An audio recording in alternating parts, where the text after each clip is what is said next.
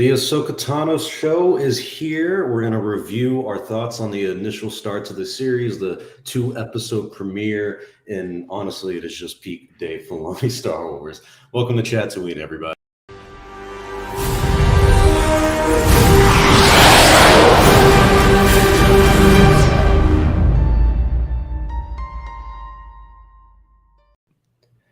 Welcome back, everyone. Welcome back to Chatooine. Star Wars Only, joined with Darth Daddy Lunga and the Goldman. Palpit Memes is not here today. He's on a sabbatical. Lunga killed him last week in a weightlifting accident. And God rest his soul. It's been nice knowing you, Palpit Memes, and we'll see you maybe next week. That ever chase for gains that he's in pursuit of, 25-pound dumbbell. I think you could actually bench Palpatine by himself if you really wanted to. He is. Do you know how tall he is? He's small. 5'6", maybe. He's 5'6"? No, he's not. Come on, I'm 5'7". Give him a little more credit. He's probably 5'9", 5'10". I don't know. Because I am a solid 6 feet. Yeah. So you got me beat by like half an inch. I've always been like 5'11", and then the doctor would be like, "Well, you're 6 foot technically, but you're not really at the mark unless you're." I'm like, you know what? Shut the fuck up, doc. I want to be 6 foot on the dot. I go for the Wolverine standard, so that's where I'm at. It's good. Short, stocky, and powerful. Well, they say the shorter you are, the longer you live. Like tall people are going to die faster, so Goldman might die before you. It just sounds like you're coping. Star Wars Only. That's been going on all my life. Except he's a half inch shorter than me, so maybe not. Look, I wanted to be 6'4" all my life, and I will never reach that. Can I give some constructive criticism? Are you gonna tell me to put the stream at the right time? No, well that too, but the capitalization is inconsistent in the title of the stream. Like you have Ahsoka series and then lowercase d debuts. Dave Filoni Star Wars, and then no space between Wars and like the vertical line, and then the Chatooine. He was obviously high, Golden. I've actually been so. Again, this is constructive criticism. Just as a co-member of a Chatooine show, I thought I should express. He's basically telling you to use spell check. Okay, just he spelled everything right. It's more so the punctuation.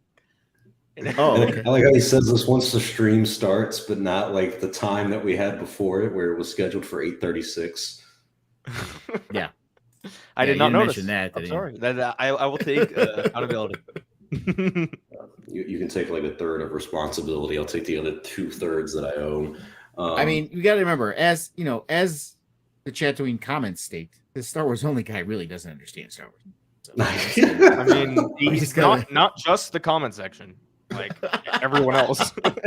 Yeah, well, what's that thing about the guy who like speaks the truth and they all shun him and shit? I'm used to it. All right, this is not my first rodeo with these Star Wars fans thinking they know Star Wars. I watched the prequels. I go fuck yourself.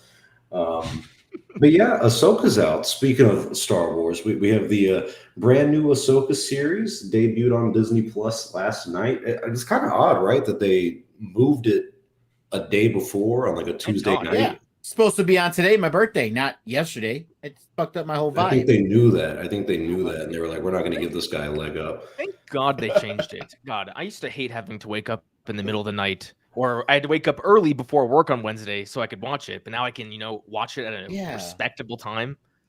But now the issue is my D&D streams are Tuesday night, literally at that exact time. So now I'm gonna have to wait until it's still the middle of the night after my stream or the next day to watch it.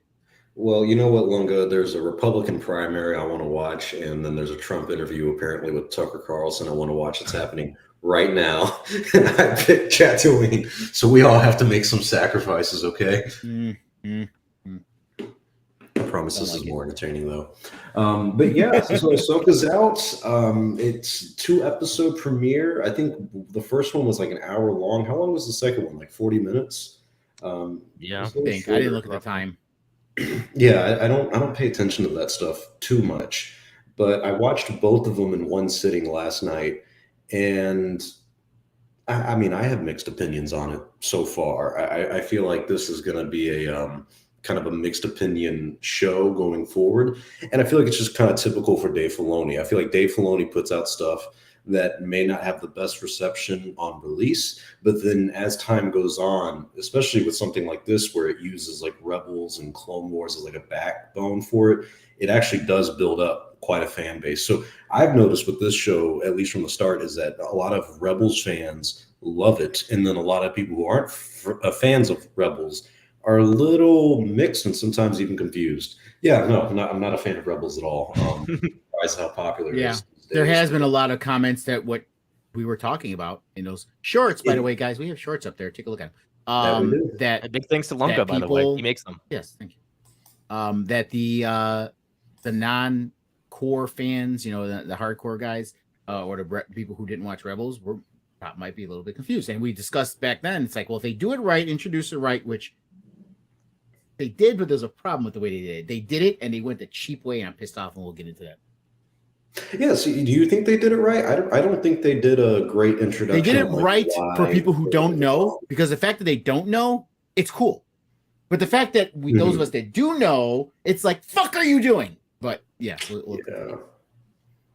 What did you think, Goldman, so far? I mean, just at least with like the first episode of how this show starts out, do you think it did a solid job of like kind of recapping where we are with this Ghost crew and with Thrawn and Ahsoka and Ezra, all this stuff kind of being tied in together? How do you think they introduced the series? So the way I like to measure this stuff is I ask my coworkers, because they've watched some of the things, but not everything. They watched the Star Wars, like the live action shows, but they don't watch the animated shows. So I asked my boss. I was like, he did watch. He watched about half the Rebels, and he's like currently going through it. So he has an understanding somewhat of the characters. Like he knows Sabine, Hera, Ahsoka, kind of, because he watched Clone Wars and Rebels, and Ezra, and all those people. So I asked him, and he was so lost, which hurt my feelings, of course, because I really wanted him to have a complete understanding. He's like, what is this going on? How did Sabine and Ahsoka become friends and all that? So based off what we were discussing last week, I don't think they did a good job of keeping the casual viewer up to speed. Now, granted, I only asked a few people at work, so I don't go on Twitter all day and read what a bunch of people are saying. So maybe they have. That's just my perspective on it. But of course, I'm caught up to speed because, Star Wars Rebels is the best Star Wars show. So, yeah, I was caught up to speed. And I think they did a decent job because you could tell they're trying to tiptoe and not talk about too many things from Rebels. Like, there was this one awkward scene where Hera and Ahsoka were talking about the Jedi, and she's like, does Sabine have your powers? And it's like, oh, you can mention Kanan, the father of your son. So little awkward moments like that where they don't want to mention too many things from Rebels, but just enough to kind of engage a casual viewer. So a little awkward things, but I think they did an okay job. You're wrong there. Fans. They weren't awkward. They were comparing it to Ezra. They weren't even talking about Kanan. It's all. But it is weird that we haven't had any mention of Kanan, considering that he's the father of Hera's child. They've even mentioned her child, so. Yeah, I expect that to come later, though. I mean, I feel like he's. Well, didn't we see some images? I thought there was some images where they showed him, didn't they? I don't think anything of him specifically, but like he's like in like a passenger seat in one of the trailers, but it's like behind the chair kind of shot. What did you guys think about the opening crawl for this show? I thought that was actually really pretty. Like I thought that was a really good way to introduce. Loved it. I loved it. Even the choices of the color scheme with the black background and those kind of crimson font. I thought, because we're always used to that same font yellow, right? It was always like the same thing, right? And the fact that they made this kind of reddish, did they make it red in one of the prequels? No, they were all yellow, weren't they? No, it was red in it was red in like the Clone Wars. Well, they didn't do a crawl in the Clone Wars. They just changed the logo to red for the final few episodes. That's what I mean. Yeah. But I liked the font. I liked the way it looked. And someone in the chat mentioned they should have explained Rebels. You can't do that in a crawl. That's just because that has nothing to do with it's a setup, but you don't want to crawl to explain something that happened over a decade ago. You know what I mean? It's I think it's a little to that, but it explained where they're at now, what's going on, and the way they worded it, it had such an OT feel to it. And when I mean, you saw there was so many homages in it. They did homages to Rebels, and it wasn't member berries, which I was happy about. They did homages to Rebels. They did homages to OT Trilogy because you had that crawl, and then you had that ship coming into the frame with that same kind of shot, as it's coming in. And even when they get inside the ship, everything had that whole opening scene, beautiful OT callbacks, but still original. Well, and prequel callbacks too. That is one thing I liked about the opening aspect of the show. I feel like the first 20 minutes of Ahsoka was really good. Balin and his sidekick, whatever the fuck her name is, like they both went into the ship. It was very much like the Phantom Menace. And I thought that too. Shin Hati. Shin, bless you. Yeah, whatever the fuck. Shout out to her and Morgan Elizabeth. Is that her name? The character name? Elsbeth. I apologize. She's really good too. I will say, going into the show, you guys have known my opinion on like Jedi living past Order 66. I feel like the way they did it with Balin was really, really good. He seems probably like the highlight of the show, but the villains specifically in the show are great. All of them, I feel like whenever they're on screen, they really kind of steal the attention. And it's one of those things where like sometimes you have villains who are like interesting, but you never see anything Ray about Stevenson. them. I can't believe he died so recently too. I really want to. I think it wasn't long after they finished shooting. I mean, it was after Star Wars Celebration because he was there. Mm-hmm. Oh, he was at Celebration. Yeah, he was. But yeah, no, I think he's a really great actor, and the way he kind of is like reserved throughout the entire thing is really nice. But I am curious on what they're going to do with his character now that Ray unfortunately has passed away. If this character will be dead by the end of the season, if they'll even do a second season, truth be told. I mean, we're saying season 1, episodes 1 and 2, but the odds of them not doing a second season. They're not going to wrap this whole thing up. There's too much. Ahsoka's such a big character, right? I mean, they just did she's in everything, right? Star Wars only. She's in every single thing. Thrawn, Ezra, not even just Ahsoka. Thrawn, Ezra, those two, and Ahsoka. That together, there's way too much story there. I want to give my thoughts on the crawl and whatnot. Sure, was it presented well and was the red and the black background fine? Yeah. I think what they should have done is just do a 1 minute live action adaptation of the final moments of the Battle of Lothal. Just Book of Boba Fett. That's not the same at all, for one. So they just have like the battle where Sabine and Hera are there, like in the dome on Lothal, and then we see Ezra and Thrawn in the Star Destroyer, and he's like, "May the Force be with you," and they disappear. And that's all they show. This way, you know who Ezra is, you know who Thrawn is, you know why they're gone, and you know the connections that Hera and Sabine have to them. Instead of just name dropping Ezra and Thrawn and keep catching up the casual audiences on who these characters are, I think it's always better to show people specific characters instead of just mentioning them. Show, don't tell. So I think if they just showed, you don't need that much context. Just show Ezra and Thrawn. They're on the Star Destroyer. The Purrgil will take them. And then it says like 20 years later, 15 years later, and they're still missing, and the audience knows they're gone. We need to find them. I think that accomplishes the same thing as the opening crawl. Show, don't tell is a great rule, and it's for any kind of writing, period. Unless you're using a flashback when you don't need it. That's when that show, don't tell becomes an issue. And I don't think we needed that.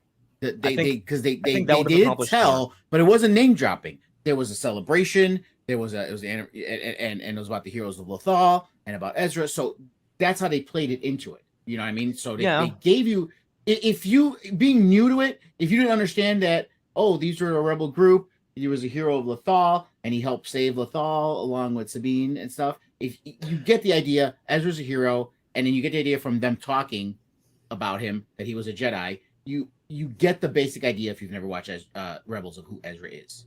Yeah, but then you also have, if you show the scene, then you understand why they're missing. Like, we get it, sure, that Ezra was a hero of Lothal, sure, but if we see that scene, then you see the relationships between the characters. That's important. We see why Sabine and Hera care about Ezra. You don't see, because you don't. No, you don't. Yes, because you don't see the fact that he grew up with Kanan the entire time and how Kanan trained him, which is an important fucking part of Ezra's entire story. Is his relationship with Kanan. The part of this show, you're not going to understand that Kanan and Hera fell in love that scene, which is a beautiful fucking scene. When Kanan sacrificed himself, I was like, oh my god, Fantastic. and then even this, you know, and if you're talking about the final scene with Ezra and Thrawn on a starship, you're not gonna get it just by showing that scene. Yes, you will. You're not going to get their I'm with relationship Longo on at this all. one, Get because enough. You don't have any emotional connection to really No. any of these characters if you just show the final scene. But I think that's kind of the issue with this show in general, is that if you're not a Rebels fan, these characters are really uninteresting. I mean, throughout the entire episode, I have to say, like, I didn't feel any connection to anybody. I wasn't really interested in a lot what that was going on or being said. Like, you know, Hera has a lot of backstory with Ahsoka, and you just kind of don't get a lot with it in this series. And even with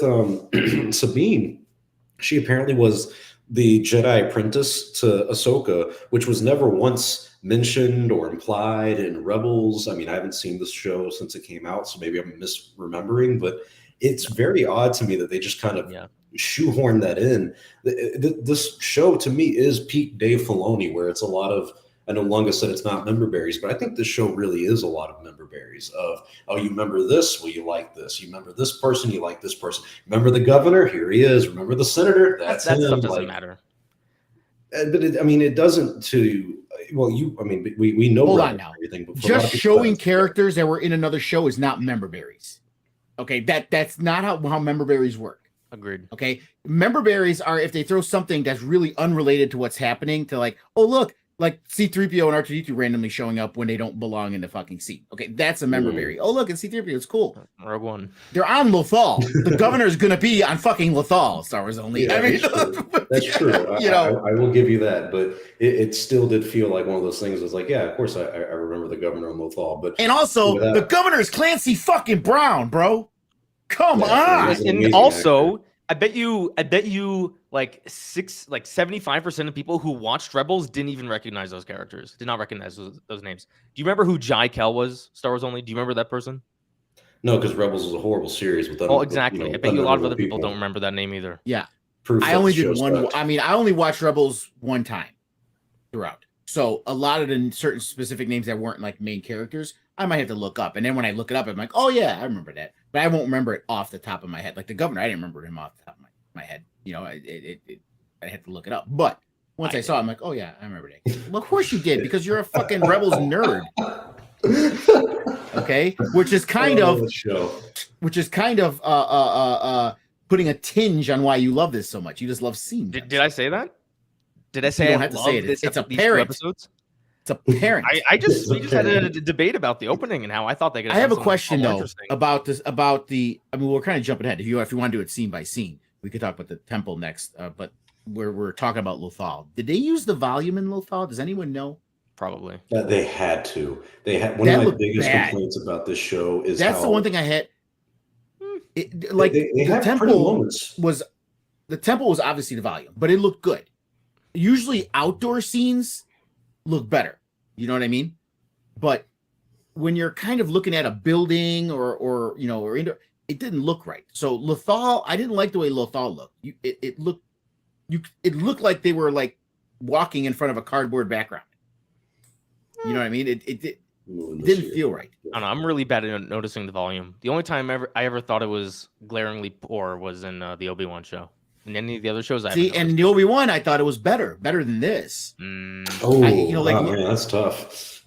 Lothal again depends on the areas. Like the temple, I thought looked fine, but Lothal didn't. It looked weird. And if you're talking about a building and you're there and building and outside the building, you could have did that with practical. You could have built a practical set. Lucasfilm has become over reliant on the volume, and I will say this show had a lot of moments where I was like, "This looks really, really bad." But it's weird because there's moments like when they're out in space, it looks beautiful, like it did look like it was out of a movie. But then there's other moments where they're on Lothal, and this is what I was saying in my review, where like a lot of this stuff doesn't look like it's ever been lived in, or anyone's ever used it before. Like Lothal looked so damn clean that it's like no one has ever lived there before. It's just like a structure people built, and then Yeah, everyone maybe shows that's up why it on looked Monday and so leave. off to me. It looked like just something was off about it. You know what I mean? It's very glossy. It's very shiny. This is kind of one of the problems I have with some Star Wars creators is that they think that just putting like sci-fi stuff in the background makes it Star Wars. But like there's moments like this when they're on the New Republic fleet or whatever. It looks like a Star Corellia? Trek episode. No. Oh, Like the beginning. The beginning. oh, Corellia in looked the okay. ship. Okay. Maybe Yeah, that's yeah. it. We're used to so much, like especially with ships and stuff like that. We're used to a lot of grunge in Star Wars, right? It was very Yes, industrial, very yes. grungy, and it's way like the only thing that was polished was Empire ships, right? It was all that black and it was very Mhm. shiny and polished but it was black, it was dark, right? It wasn't white. When it's white and not grungy, it's too shiny. You know, it It's doesn't too look clean. right. I mean, Look at yeah. freaking Sabine's like house. This lady lives in an area covered by grass and wheat, Yeah. and Ahsoka walks up, and there's not a fucking speck of dust on the floor. Like it's stuff like that where I'm like, okay, this isn't like really that immersive. Like and it's weird because I think of Tony Gilroy in this situation because I'm like, you know what, Dave Filoni could never make Andor and make a show that looks like Andor. But if Tony Gilroy made Ahsoka and it looked the way it does right now, people would slaughter Tony Gilroy and be like, dude, what the hell happened to you? Yeah, but Andor had a little bit of that grunge feel. It felt right. It did. You know what I mean? Lived in. So It looked like a real yeah. place that people lived in. Ahsoka doesn't look like that at all. Even she says she's been living in the ship for a long time. News to fucking me, you know. Like you look at like even the Falcon, it looked like people had lived there. The Falcon was disgusting, and I am noticing the word. Sorry to interrupt you, Nick, Goldman, but I am noticing in the chat there's a lot of words nitpick being thrown out. Number one, none of us have said that these things were so bad they ruined a show. That's not what we're saying. But you want an analysis, right? We're going to tell you what we liked and didn't like, and if we expect certain things after Andor, it looks so great. You know, this feels like a backward step. So we're going to notice that, and we're going to mention it. I don't like the idea of us just getting content with certain things that are bad. Right. Like, it's like, oh, well, you know, at least it was better than, like, Kenobi. It's like, okay, but that was bad, too. Like, at some point, you have to fucking try, you know? And I'm not saying they didn't try in this. I'm just saying, like, there are aspects of this where maybe us as fans will enjoy, but I'm sorry, a lot of casual audiences will see some of this stuff and be like, no, this looks corny as shit to me. I don't really want to, you know, get into this. And if it's sticking out to people like us, it's going to stick out to a lot of other people who aren't going to be actively involved. And that's where I think a problem with some Star Wars content is. We're like, yes, there's some good moments. Like in these first 2 episodes, there's some really good moments. But the small little bad things that you see in almost scene after scene after scene, it really does start to show up in a way where you're like, okay, the bad doesn't outweigh the good, but God, I can't stop thinking about the bad sometimes. And that's how I feel about this series so far. And it might change because in a lot of those trailer pieces that are being shown, it looks better. So it might just be this area. Yeah, I mean, you're right. I completely disagree with this notion that the show doesn't look or looks too fake or whatnot. If you look at the ending of Rebels, like they portray Lothal as this really like high class, clean city, and even with it's actually Ezra's home, not Sabine's home, but like where she was, that looks dirty as hell. She had shit all over the place. There are even some of Ezra's old dirty stormtrooper helmets just all over there. I don't know. Sure, it looks like somewhat part of the volume, but I mean, the New Republic ships, like we saw some of the Rebel ships in the originals, they looked clean. They didn't look all dirty everywhere. They didn't look like dirty, but they looked like people had been working there and lived in there. Yeah. There's a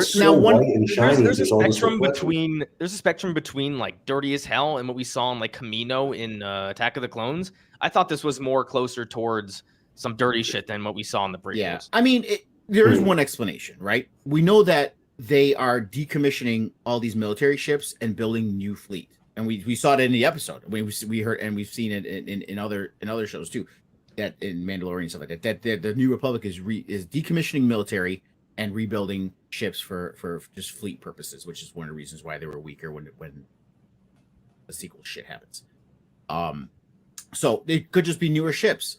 They're building up newer fleet for stuff, and that's why they look that clean. I mean, that could be a reason too. But that feels like me making an excuse and stretching it too. I think the Lothal cat looks so clearly like a fucking animatronic. It's small things like that where I was like, oh, okay, like it's it's just like noticeable. It's not bad. It's just like, oh damn, it's an animatronic. My wife was watching this with me. She usually doesn't watch Star Wars stuff with me. I mean, she does watch Mandalorian because she likes Grogu. But I gotta tell you, the entire time we're watching this, she was, and she's like not a Star Wars fan, doesn't really care about this shit. Okay, she didn't know what the fuck a loft cat is. Okay, but she was watching. She's like, oh my god, it's so cute! It's so cute! It's so cute! That's what she kept saying the whole time. So. Yeah, the loft cats were awesome. I want a loft cat now. Those things were adorable in Rebels, and they're adorable here. I bet they're making merchandise for those bad boys fucking now. I'll buy it fucking now. What do you think about this from Zach Briggs? He says too many moments of long silence and staring in the show. Some sequences could be quickened. I could see that. I got that a little bit in the beginning of the first episode. Like when Ahsoka is she spends like 4 minutes just like in the bottom of that temple, like slowly twisting the devices to get the ball. Like that could have been a little quicker, sure. I didn't think it was a glaring problem in the 2 episodes, but that was one sequence where I was like, okay, like we don't. I do think it has a I know what he's talking about, though. He's talking about he says long silence and staring. If you the theme of the opening episodes of this was reflection. They were all reflecting on people and their past, that people that they've lost in their past. Okay, there was a lot of reflection on Ahsoka's reflecting a lot on her past, and this other element that they added that should not have been added, which is becoming the hook for this show to make people who didn't watch Rebels. Same thing with Sabine. There's a lot of reflection with Ezra and her relationship with Ahsoka that she's reflecting on. Hera, obviously there's the looming thing of Kanan being gone. So there's a writing wise, you're trying to show the emotion that these characters are having. That's why it does it. Could there have been less? Perhaps. But there is a cinematic reason for those. It's to show what their emotional states are and to display a lot of reflection. I do have to throw this in there when it comes to like things dragging out. I know I'm going to be a cynic in this situation as per usual, but I hated the way they introduced Sabine on the bicycle, and for like 2 minutes she's like going fast, and they're like, "Oh, she loved it." Loved it. I love that whole sequence. I loved it. I love that whole fucking sequence. I haven't the cringed entire so thing. I long loved in years. The only thing that made me cringe harder was The Last Jedi. We're not fighting what we hate, saving what we love. But like, let's think about this, okay? And I wrote this down as a point. In Lothal, between Sabine not showing up, which shows her rebellious nature and her don't want to listen to anybody kind of stuff, and the kind of funniness that with the governor that was going on, where's Sabine? Where's Sabine? Go find Sabine. And then the whole interaction they had. It shows when we're like, there's no people who are big Star Wars fans have no problem with humor, have no problem with quirky moments if it's done right. Stark difference what we saw with Jack Black and Lizzo, okay? And people were defending that and how great that was. Oh, you don't understand it. No, they did it here with the governor and with Sabine and with those pilots, and it was done right. It felt Star Warsy. It still had the same kind of quirky humor, and it worked. You don't have to go that far to just weirdness, okay? Same thing with Horatio Sands in the beginning of Mandalorian. I hated fucking Horatio, that blue character. It was so fucking annoying. I loved him. Okay? I hate him. No. See, because that goes that is literally in the same vein to me as Jack Black and Lizzo. It's the same thing. Oh yes. God, no. Yes. I think Jack Black he was farting from his fucking face, bro. Okay, it was that one. I didn't know who the fuck he was. I knew exactly who Lizzo and Jack Black were when I saw them, and I knew it was Horatio Sands. They literally pulled out the Family Guy railing joke in there. Come on, is this person an actor? Horatio Sands, he's a comedian. Yeah. A comedian. He's from Saturday Night Live. All right, well, never. I've never heard of him. If you watch some of the older Saturday Night Lives, they're early 2000s. He's on there. Like I don't know if you remember that whole Christmas song thing that Jimmy Fallon was a part of. No, SNL sucks. How old do you think I look? Okay, I said it was early 2000s, bro. I didn't say it was fucking Jim Belushi. Fucking Belushi. I'm not telling you to watch the Johnny Carson show. Jesus Christ.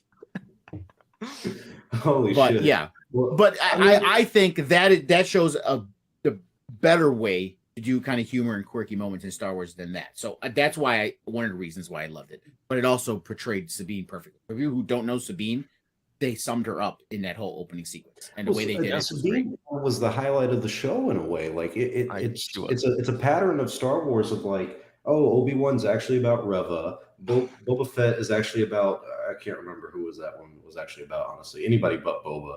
And then this show is not really about Ahsoka. It seemed to be about Sabine, which is kind of fine because Sabine is an interesting character. But I hate that notion that you just expressed, that there's a show named after a person, and just because that show has another character that's somewhat prominent, it's about them and not the main character. The Obi-Wan show was not about Reva. became the Bo-Katan show. Wait, I didn't. That's not my criticism. I didn't. It wasn't mine either.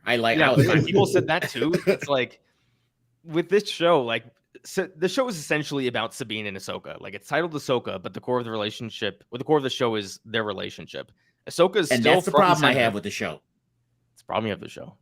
Yeah, we'll get to that. Listen, I've been hinting at it. Let me just say it. Let me just say it, and then we can get into it. They took this little thing about how she was good with the darksaber, which is easily explained because she's a Mandalorian. Okay, this whole fucking Padawan shit, her being a Jedi and having training, was never in fucking Rebels at all. Not even a hint of it. The only hint you could say is, she could use a darksaber. So could Bo-Katan. Yeah. Okay, so did Mando. Doesn't need to be a fucking Jedi to do it. I know Tar Vizsla, but you literally made Sabine the only person since Tar Vizsla to do that, unless you count Grogu, but he didn't. He chose not to be a Padawan, and he wanted to be a Mandalorian. But that's ridiculous. And the worst, it's not ridiculous because they made another person's force sensitive, which can't be called ridiculous. It's ridiculous because the reason they did that is because because Ahsoka, like you mentioned, she wasn't in Rebels that much. Okay, she was there here and there. It's not like her and Sabine were these best buds. I checked. They did not have a single conversation together. Thank you. Rebels. Okay, they're if anything, they're acquaintances. Okay, if anything, they're acquaintances. All right, and by reputation, they might know. So they had to do something to give these two an emotional tie. So let's make her a Padawan. Ahsoka was training her. When Ahsoka didn't want to train fucking Grogu. When Ahsoka didn't want to have anything to do with Jedi. But suddenly she's training fucking Sabine, and now they have this issue because she gave up on her. It's contrived. It's contrived to literally give a reason for them to have this conflict. Okay? And also to show what their connection is when they never had it before. And people who, again, now for people who've never watched Rebels, they're just like, this is cool. Jedi, yeah, this makes sense because they never watched Rebels, right? If you've watched Rebels, you who are the big Rebels fan should be fucking annoyed with this. Goldman, I'm sorry. It was. I'll give my take on this. I find the concept of the concept of Sabine becoming a Jedi to be strange, and I don't want it to happen. I'm not entirely against the idea of Ahsoka training Sabine in a Jedi-like way, where even though she isn't force sensitive, they can still train her to fight and do some other things that are more Jedi-like. The concept of having people that are like Jedi that aren't force sensitive, I do find interesting. Now, where you talked about the relationship between Ahsoka and Sabine, I do find it peculiar that they've based that relationship on. That relationship is the basis of the show. I think it could have been really interesting if they began the show as two people who don't have any real connection, but because Ahsoka knows Sabine cares about Ezra, that's what brings them together. And then as the series progresses, maybe Ahsoka starts training Sabine in a way, and then they butt heads, and then that's like the core dynamic. And then she has an arc where they get together and they're good master and apprentice, whatever. But I think having them have this backstory and then we're supposed to kind of care about that, I don't think works as well. I agree. I think it's an odd thing to just kind of throw this in there that, by the way, she was Ahsoka's former apprentice. And by the way, Ahsoka's not a Jedi anymore. So it's like, what the fuck was Sabine really training for if she's not going to become a Jedi? And if she is, it's fine. It's just a weird kind of shoehorn in. I feel like Sabine's character of being a Mandalorian who had the darksaber, who learned like that alone was interesting enough. And her character and a connection with Ezra was interesting enough. But with this new situation where these two have had like a past together, it doesn't seem like they even like each other. And it's kind of, they don't. And that's what's weird about this being the Ahsoka and Sabine show, is that it's like, okay, I have these two characters who don't have a lot of good chemistry going on, and even the conflict with each other isn't that engaging. I found a lot of the acting and the dialogue in the show to be horrible. And I don't mean that in, well, I guess I can't say I disagree with you there. That's where I disagree with you. I could not. I mean, there's somewhere so in the many middle, scenes. There's so many scenes I easily like checked out, or there's a lot of scenes in the first two episodes that I had to rewatch just to get through the dialogue and be like, wait, what are they talking about? Like, because it's dry, it's very boring. It's so close to the Phantom Menace, it's ridiculous. Where like there's no emotion going on. And I'll say this because I know this is going to be maybe a hot topic of I think Hera looked awful. I hated the way she looked. I think it was. I got issues with Hera. Yeah, I think she looked horrible. I think she looked really bad. I like. Here's the thing. I do love Mary Elizabeth Winstead. I think she's a great actress. Okay, and beautiful too. I mean, she's great. I enjoy her, and I can't believe I'm going to say this, but Hera felt too white. If that makes sense? It was like she was basic. It didn't feel like Hera. You know, it felt like she was about to order a fucking venti mocha from Starbucks. It didn't feel like Hera. Okay, and as good as Winstead is, I just don't think she's right for Hera. It doesn't feel like Hera. Hera has in Rebels, she has a very distinct voice that's kind of hard to mimic. And what's the actress's name? Mary Elizabeth Winstead. She does have a basic woman's voice, and it is kind of hard. And a basic woman's face. Even her face was very basic. Yeah. So I'm with you there. I haven't fully accepted her as Hera yet. I didn't have a problem with the way she was presented in terms of the aesthetics of her being a green Twi'lek. I just found it tough at times to compare her with the Hera I've grown to care about. And again, it's a big dichotomy because Natasha, I think, great, fucking great as Sabine. I loved every scene with her, and not just look, but acting, demeanor, everything about her. Perfect as Sabine, and again, people are saying it's the highlight of the show because she was the standout. Rosario Dawson is great at Ahsoka, but there was a lot of contemplation from Ahsoka and just small lines, right? And so there wasn't a lot of her showing off as Ahsoka. It was more focused on Sabine, and Natasha did a spectacular job. Which maybe, I don't know if that's why, to me, Hera, there was such a dichotomy between them that she was so just not as spectacular as Hera as Natasha was as Sabine, and that could be a reason why. But yeah, I don't hate Hera, it just didn't feel right. And again, I do like the dialogue, especially between these Dark Jedi and Morgan Elsbeth. The dialogue with them. I like it. Yes. I like great. I like how Balin is like, it's a shame for, to kill a Jedi, and she's like, oh, are you sentimental? And he's like, truth.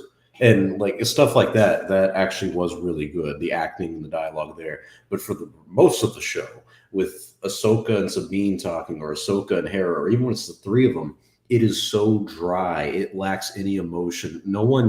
It's like no one's acting. It's like they're literally just reading the script and saying, because the whole relationship between her and Ahsoka just doesn't feel real. And people call bad take, bad L's. Oh, people can't be Jedi. I'm seeing this all in the chat, by the way. I'm not saying no one can be a fucking Jedi. Okay? People can be fucking Jedi. One of the things that made Mandalorian great is there was no fucking Jedi. Because the Jedi, guess what, guys? There's not that many of them. Okay? And you want to make everybody a fucking Jedi. What made Sabine great was she was a Mandalorian. Okay? And that's what made her character great. She did not need to be a Jedi. And they literally did it just to form this relationship to make sense for people who never watched Rebels on why these, or even people who watched it, because even people who watched it know that they had very little interaction. So they need to explain, what's the connection between these two? And you could call it a nitpick. That's not a fucking nitpick. It's fundamentally changing the character. That's not a nitpick. Well, people have even said that Ahsoka feels vastly different than she did in Clone Wars. I mean, like in Rebels, a completely different character. Rebels was different, though. I think. No, I thought that they did a great job with Rebels Ahsoka and her being a much older version of the Ahsoka we knew in the Clone Wars. But I just can't picture the Ahsoka from Rebels, like trying to train someone and then giving up because they're a difficult student. Like I get they're trying to set her up for an arc. That's probably what's going to happen as the season progresses. But so much of the show is based on our knowledge from what came before. We're discussing if casual viewers are going to get into this or whatnot. But they went into this show knowing Rebels fans are going to be heavily invested in certain things, and the same thing with Clone Wars fans. But I just don't buy that Ahsoka from those shows is going to act in this way. I know some people are going to bring up Luke in The Last Jedi. Oh, you love Luke in The Last Jedi. How does he act like that when he acts nothing like the version in the original trilogy? The difference there is that between Return of the Jedi and The Last Jedi, at least this is my perspective, something major happened in Luke's life. So I can understand why he went through a big change. But between Ahsoka and Rebels and this show, Ahsoka hasn't been through anything major. Like we saw her after she fought Vader, and since then we don't know what she's been up to. So just to her start training Sabine, and then her get frustrated that Sabine's difficult, and then stop training her, and then she's mean to Sabine. She's like, "Oh, you're not here." What part of Rebels are you talking about though? Because the final scene of Rebels was literally the final scene of episode 2. It was that exact scene. Yeah, but I mean, she didn't say anything. She just stood there with a stick and they walked off. Yeah, but they did it. They purposely, not word because there's no talking, but scene by scene, movement by movement. That scene in Rebels was this scene. So we know now. Just like Filoni said, the end of Rebels was in the future, which is now 10 years. I'm talking about the last time we saw Ahsoka prior to the epilogue. We actually got to see the character, and in her personality and such. We don't know what she's been through over the last 10 years. Her whole thing is I've been traveling. It's implied she hasn't been for much. Like she's been wandering around. Luke argument though of like why would she? It goes back to like the whole like the Jedi kind of suck in the new Star Wars because this girl, she's not a Jedi anymore, so I guess it doesn't matter. Well, but she like gave up on a lot of things. Like she walked away not only from the Order, but now she's walked away from Sabine, who wanted to become a Jedi and I guess can't because did Ahsoka say why? That she just assumes that Sabine was difficult. At least that's the implication that I got. And I'm assuming that's what's happening during these 10 years, right? It's or at the beginning. Oh, it has to. Yeah. That's when it was going on. So that's their excuse. Oh, it didn't happen in Rebels because it happened afterward. Yeah. But there was no hint of it other than, she swung the Darksaber good, which again, so did Mando. So did Bo-Katan. I will forgive it if they don't actually make Sabine Force sensitive. If Ahsoka just wanted to train her and like with she Yang hinted at that. She has a mental block, and that's what she will be. You're going to see her use the Force before the series. I will not be happy, but I'm not going to cry about it. It's going to happen. For it not to happen. I'll put it at 60-40 that it does. Why would he train her as a Jedi if she has no ability to Force? Come on, the lessons of the Jedi. I can't believe we're even entertaining this thought. Bro, why is she being trained as a fucking Jedi if she doesn't have the Force? We know she has the Force. Just using the Force, it's how you act. No, it's not. Name me one Jedi that does not have the ability to Force. Star Wars, just one. Just one. Yeah, it's a new concept. Just one. Name one Jedi that has no ability to Force. A new concept. A new concept. That's called not a fucking Jedi. That's what it's called. She's not training her to be a Jedi, just training her in the ways. Just training her to swing a lightsaber? Yes. It's a sword fight. She apparently knows how to do that because of the Darksaber. The exact same thing. Like Kanan was training for Rebels. What do you think Kanan was doing for Rebels? Didn't Kanan train her in the Jedi arts? In all those off-camera scenes between the two that we never saw. The episode where she first got the Darksaber. What are you talking about? She didn't use the Force. I'm not talking about the Force, but he was training her. Not as a Jedi, though. Training her not as a... What are you talking about? He trained her. He was helping her because the Darksaber is a lightsaber. Oh, okay. That's not true. What do you think the whole point of that episode was? That Sabine was blocked and she had to like vent her shit. That's like a very Jedi thing. I thought it was because they're like counselors. They help people without the Force. Okay. They find ways to free their mind. It doesn't mean they're Jedi in the making. Did that not happen in Rebels? It does, but none of that scene implied that she's a Jedi in the making. It implied she was a Jedi in the making. I'm just saying Ahsoka's doing what are we talking about? Why are we even bringing that up? Why are we even bringing that up then? He freaked out when I said that the idea of Ahsoka training someone like Sabine, and supposedly that's heresy. Like Kanan was doing the same thing with her. No, No. She No. was training Sabine to be a No. Jedi. No, she did not call Kanan master. Okay, Ahsoka was her master. Ahsoka, she has a fucking lightsaber. Oh, no. She has a lightsaber. Ahsoka was training her to be a Jedi. Stop with this. Stop with this insanity, please. She was training her to be a Jedi. It's not the same thing. What? I mean, okay, so I'm just crazy. I'm just crazy then. Probably. Well, that is true, Longa. And happy birthday, by the way, crazy old man. Thank you. Oh, that was great. I don't miss Palpa memes at all. Oh no. I do, because there would have been some quips in the middle of all that. Yeah. Oh my god. Yeah, no, this show is interesting, right? Because I mean, I don't think we've debated a show like this in Chatooine's history, at least when it's come out, where like it seems like we all agree there's like some misses, there's some hits, but this one makes you feel a little different. This isn't the feeling of like the Mandalorian when it came out, season 1, where you're like, no, this is great. This is perfect. This is what Star Wars needs. It's not like Obi-Wan where you're like, okay, this is a lot of like emotional depth to it, and let's kind of see where this goes. And it's not like Book of Boba Fett where you're like, what the fuck is going on? This is the worst thing we've done yet. So how do you guys feel now that it's been over 24 hours? How do you feel about this show right now? How do you feel like this show is going to go? Because it has solid reviews on IMDb, but I've seen so many people say it's mid, it's Dave Filoni, and a lot of Rebel fans, mostly Rebel fans, who are like, this is perfect, this is peak Star Wars. Where do you guys fall? The whole mid, the whole it's Dave Filoni, let's be honest, those people who don't like Dave Filoni. They don't like anything Dave Filoni makes. So I discount those. At the moment they say, oh, it's Dave Filoni, I already know what that means. That means they're not fans of Dave Filoni. So they don't like anything Dave Filoni makes. So let's be fair. Now, I'm not saying they're right or wrong on their opinion. It's their opinion. Okay. But that's where it's coming from. Okay. I, being a casual fan of Rebels, I'm not a fan like Goldman is a Rebel. I don't hate Ahsoka the way you do. Yeah. I'm in the middle of all this stuff, right? It's like I'm like, hey, now after the 2 episodes, I know and everyone thinks when I give my opinions on stuff, because I talk about the shit I didn't like first. Okay, that's what I talk about first, and everyone thinks that's leading to I hated the show. No, I enjoyed it. I'm intrigued. I want to see where this goes.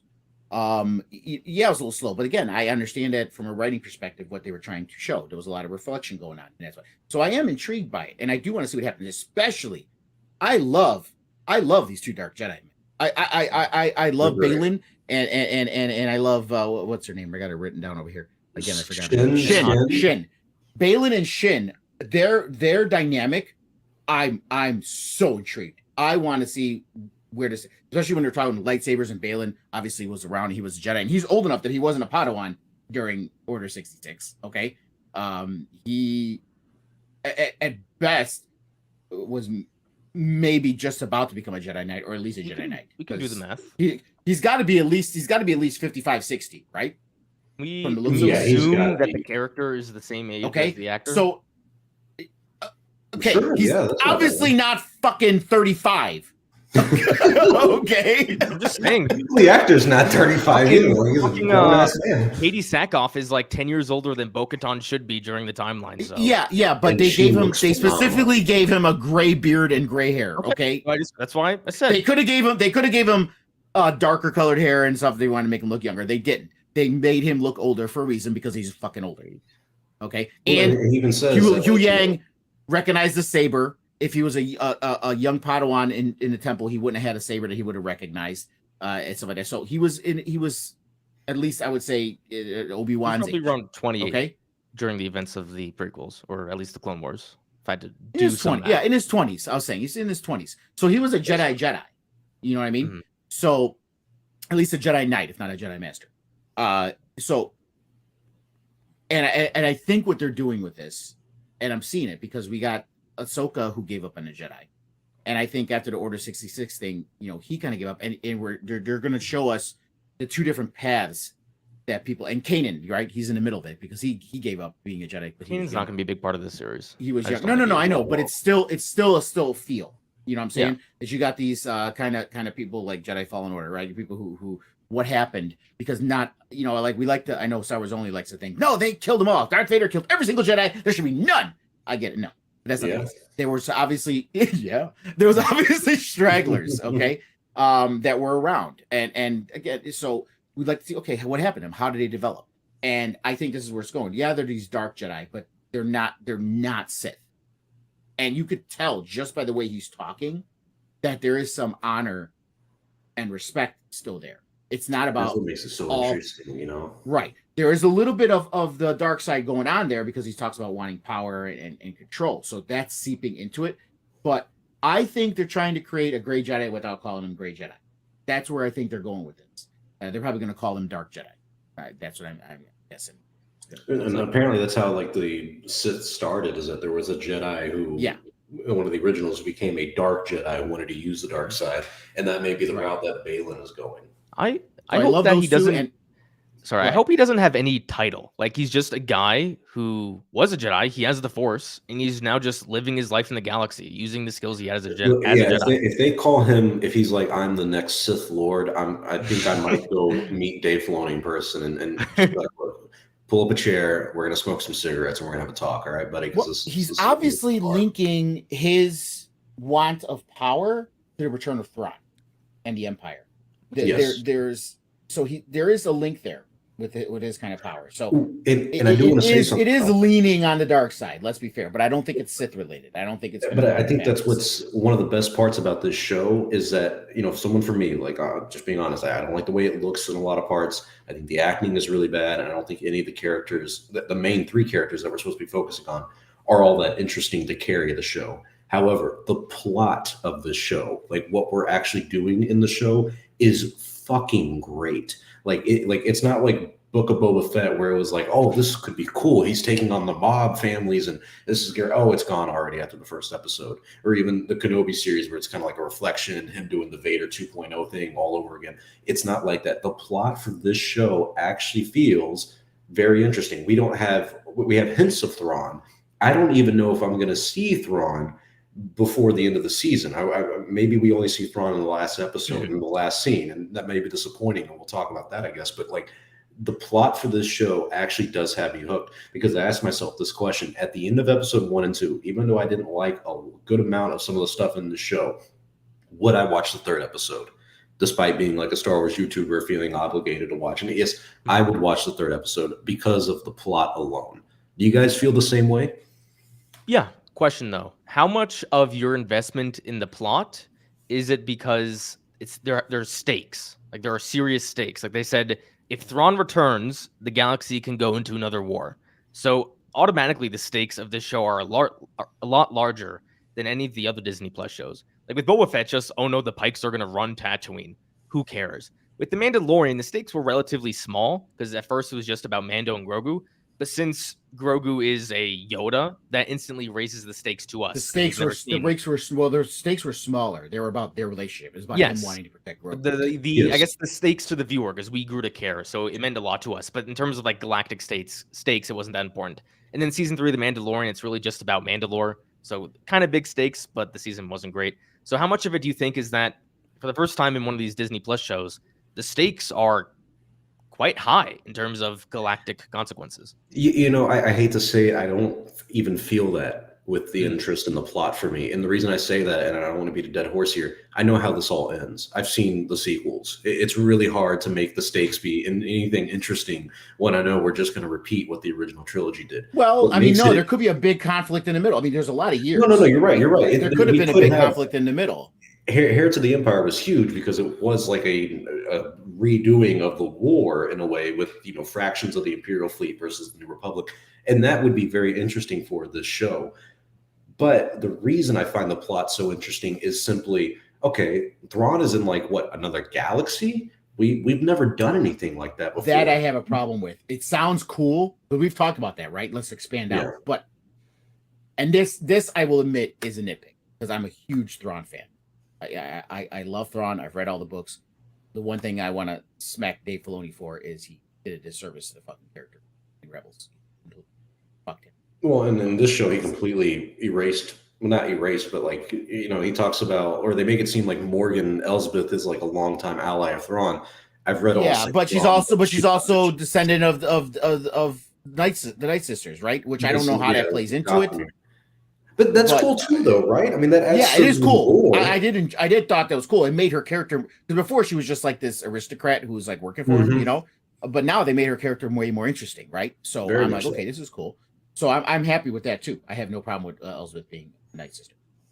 But as far as the the Thrawn issue, and again, this is the whole creating your own canon or creating what you think is going to happen, and when it doesn't happen, you get disappointed. So it's perfect for them to be in the unknown regions and involve the Chiss Ascendancy. That would have been fucking great. It would have tied into books that, sorry, we're not talking about EU here. These are Disney fucking books. Okay? The last ones just came out 3-4 years ago. Okay? So it's not like we're talking about, it was 2019. So yeah, it was like 4 years ago.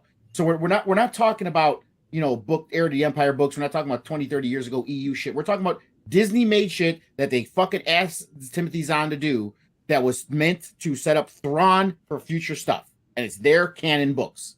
Okay? And you're not going to do hardly anything with that. You're going to put them in another fucking galaxy. And it's not even a close galaxy. If you look at the map, which, by the way, that ending credit scene is Game of Thrones. Put the Game of Thrones music over it. Yes.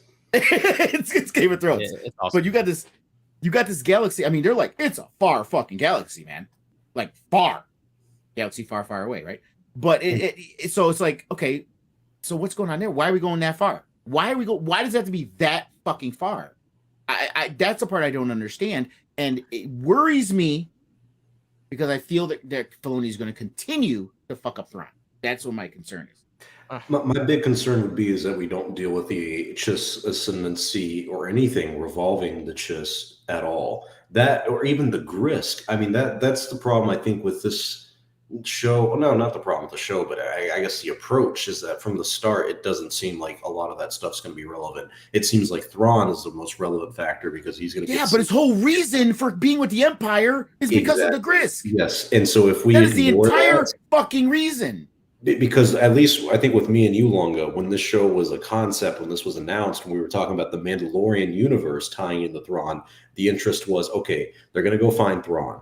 And they're going to find out that Ezra and Thrawn are actually friends because Thrawn's not that evil. Thrawn's actually just trying to fight against the Grisk. Because we saw in the books, he brought two people over to his side. Eli and I think it was just Eli and that Krennic's assistant. Oh yes. So he brings these people into the Chiss because he wants to fight the Grisk, and the Emperor was even aware of the Grisk. So if this entire show doesn't even cover that, it's funny because Lunga, you actually brought this back to my attention because of watching the show. It seems so detached from those books and the world building that we've done with the Star Wars books and the new canon.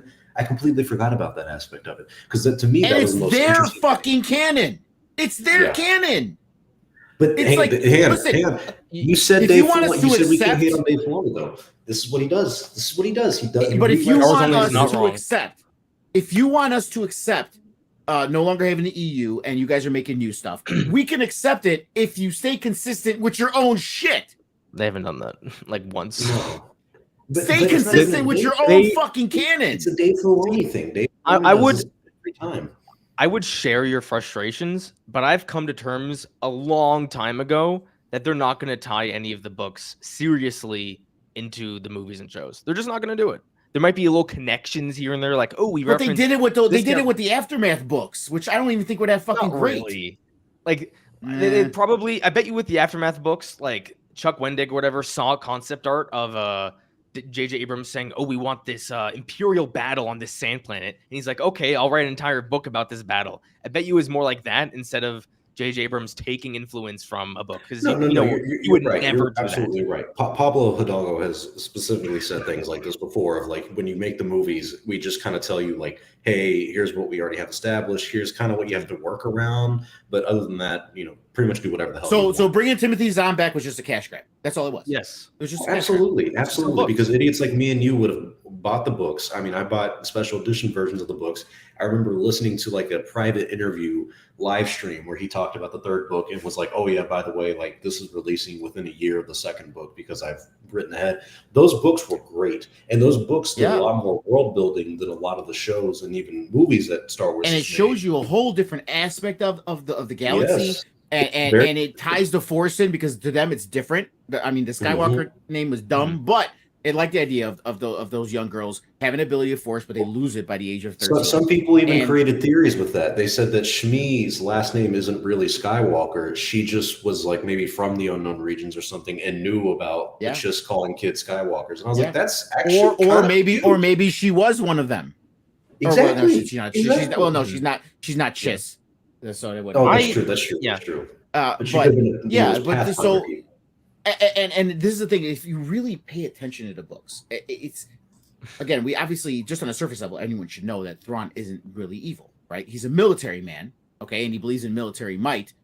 He's not evil, and the whole reason he joined the Empire was not because he had this moralistic affinity with the Emperor. He did it because he knew that on this side of the galaxy, the Empire was strong, and the Republic. Because he first met them during the Clone Wars, right? And there was a lot of war going on. He's like, "This is not good. The main part of the galaxy is not ready for the Chiss if they're fighting." And then the Empire came out on top, and the Empire was stronger. And he's like, "Oh, this is a military.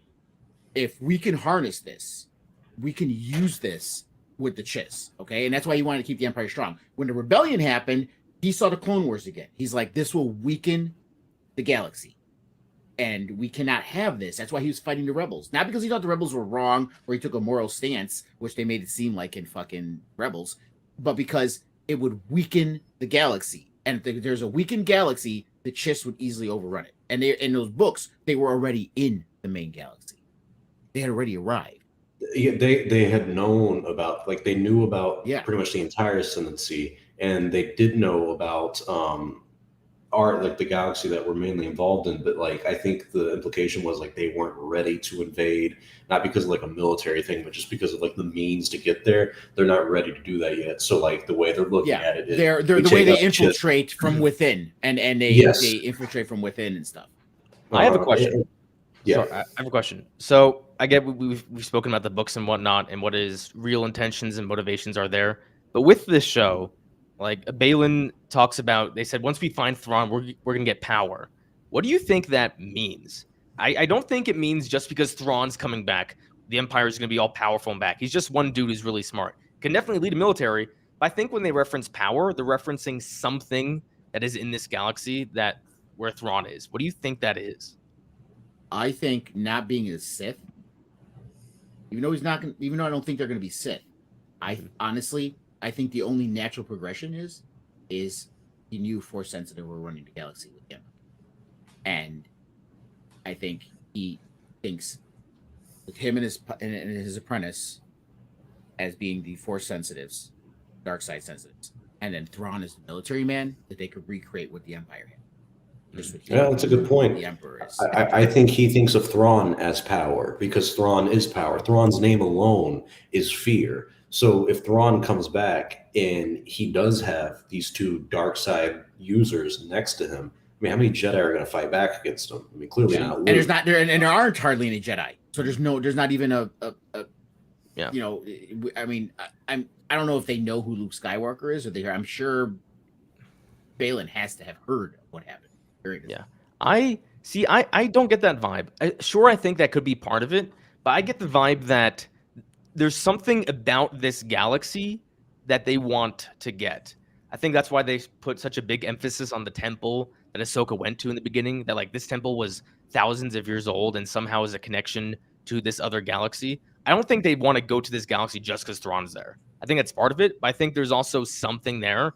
It could be like something like the Grisk, or it's like a different species, or maybe it's something like the Vong, that there's just something there that they also want that Thrawn is maybe currently like harnessing. I think that would be but how does this temple and its now because Star Wars only brought it up. He's like, how does this temple that's thousands of years old know where Thrawn is now? I brought up that star map might not have been the star map. They might have put the star map there, but at the same time, I still want to. Now, we saw at the end that somehow Thrawn is talking to Elsbeth, right? Some kind of connection. You're right. So that's how she knows where he is. Okay. Mm-hmm. So I think she created the star map and hid it No. until the time was right. Maybe Thrawn has something kind of like Golden was saying, where like there's something. I mean, Thrawn clearly is not a force sensitive or force user, but maybe he is in this weird part of the galaxy where maybe he's at like another temple for the Dathomir witches, where he can kind of communicate a little further. And it's this force magic stuff, and that's kind of what Balin and Skinwalker are going for. That's her name, right? Skinwalker, or Shin, whatever the fuck. Shin Hati. Shin Hati. Whatever. Skinwalker, Jesus. Yeah, Skinwalker, whatever the fuck her name is. Him and Skin are Do you not like her or something? Shin, I thought she was great. Not Skin. Shin. She's fine. Wait a minute. Hold on. We gotta clear this up before we go forward. What problem do you have with shit? I thought she was fucking spectacular. She's there, that's for sure. There's nothing to write home about. As long as she fucking shows up, she the fights. look in her eyes, the intensity. She is hungry, and I felt that. I thought she was fucking great. All right. But I mean, I hated her lightsaber battle with Sabine. I mean, that was pretty. Maybe rough. because Sabine is not a Jedi, but they're trying to make her one. Maybe that could be. I don't know. No, it's because Sabine gets stabbed in the fucking gut and lives. yeah, so many people have gone over this. It's like they're just keeping on doing this, and it's so funny. It's like all these people survived from getting stabbed, but the killer, all they have to do is like stab and just instead of pulling straight out, just go like this. Like Just move to the side a little swing bit. to the side, and they're dead. It's like stop going like this. Just go like zoom. Actually, don't even pull it out. Just leave it in for like a second. You know, it's stuff like that I get annoyed with Star Wars, because it's like, look, okay, I get it, but it's like the whole like breaking the glass ceiling. It's like once you broke the glass, you can't unbreak it. You killed Qui-Gon from getting stabbed in the stomach. Everyone else who gets stabbed in the stomach has to die now. He didn't get stabbed in the stomach. It came out it was in his chest. God damn it! It was right here. It was in the sternum. Body. It is around. There is a big difference between hitting part of the heart, hitting vital organs that are right below your rib cage, and your abdomen. Your abdomen, you tie up. You just tie up a couple pieces of intestines, make sure there's no infection, and you're good. That's it. No, I'm not going to break down the anatomy for Star Wars. But that's the reality. It's not Star Wars. That's the reality. That's how the body is made. Star Wars. It's completely fake. And listen, you have to have some consistency. Luke was mauled by a fucking wampa. They threw him in a fucking tank of water, and he came out fine. Okay?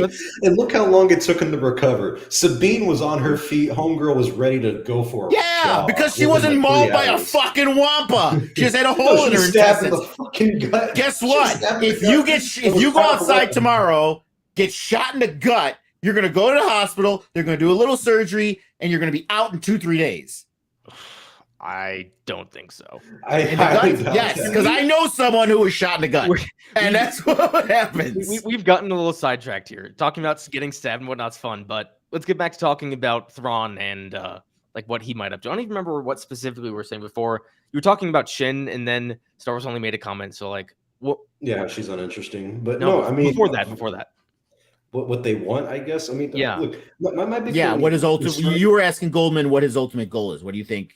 Yeah, because my big concern is Thrawn coming back and just being like, oh, I just want to rule this galaxy and everything and do the Empire, but do it better. If they did that, it'd be like, no, this is a complete disservice to the character. This isn't really that engaging. Like, your heroes have to be complex, but so do your villains. And that's why Balin is so cool, because he is complex. So if they make Thrawn a very simple-minded villain, this show's going to have issues. We were talking about how Morgan Elsbeth was potentially able to communicate with Thrawn, and like the science behind the map, and like how that got there. Not potentially. She did at the end. She said she heard like him. I think my assumption was that whatever is out in this other galaxy was in the Star Wars galaxy we know. They built this temple with a map, and then kind of like how instead of in The Force Awakens, the map wasn't so much a map to Luke, it was a map to that island. I assume that this was a map to where Thrawn is, rather than to Thrawn, if that makes sense. That was the assumption I got from the episode.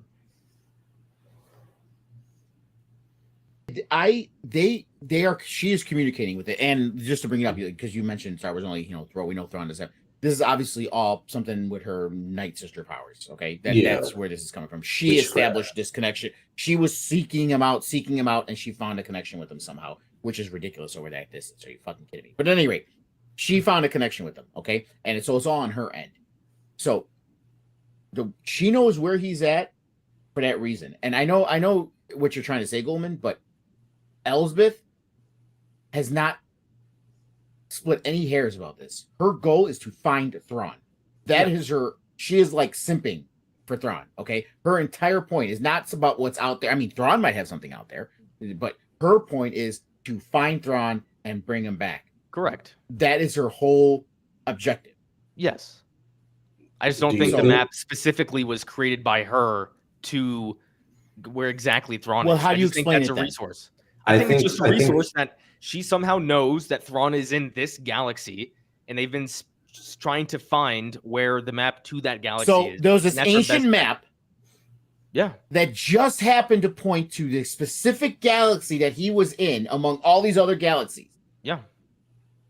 I don't find that so far-fetched. If someone finds that galaxy, the only reason I find it odd is that like Thrawn has not been missing for like a very long time in this map. But basically, timeline-wise, this map is older than when Thrawn has been missing. So it just is odd to me, like why the map would just point to where he's at. Now, if she knows, like unless there's some kind of tie with the Purgles, right? Like, they could predict where the Purgles would go, and maybe that's where the tie comes in. I don't think it's a map that's specifically like to even the planet that Thrawn's at. I just think it's a map to the galaxy. Like, oh, you're here, and then once they're in the galaxy, then they can navigate it further to find Thrawn. But didn't it point to like a specific area? I mean, you know how fucking stupid that'd be to be like, hey, this, he's in this galaxy. It's like, well, thanks, fucker. I mean, I got a lot of planets to look through. It's a good start. And how are they going to get? You realize how big a galaxy is, right? It's a start. In Star Wars, it doesn't too hard to traverse unless there's like some unknown regions type shit. Yes, but here's the thing: the whole thing about Star Wars is hyperspace lanes, right? That's why they couldn't get the unknown regions because of those problems with the hype. How the hell are they going to get this other fucking galaxy? Well, they have a map now.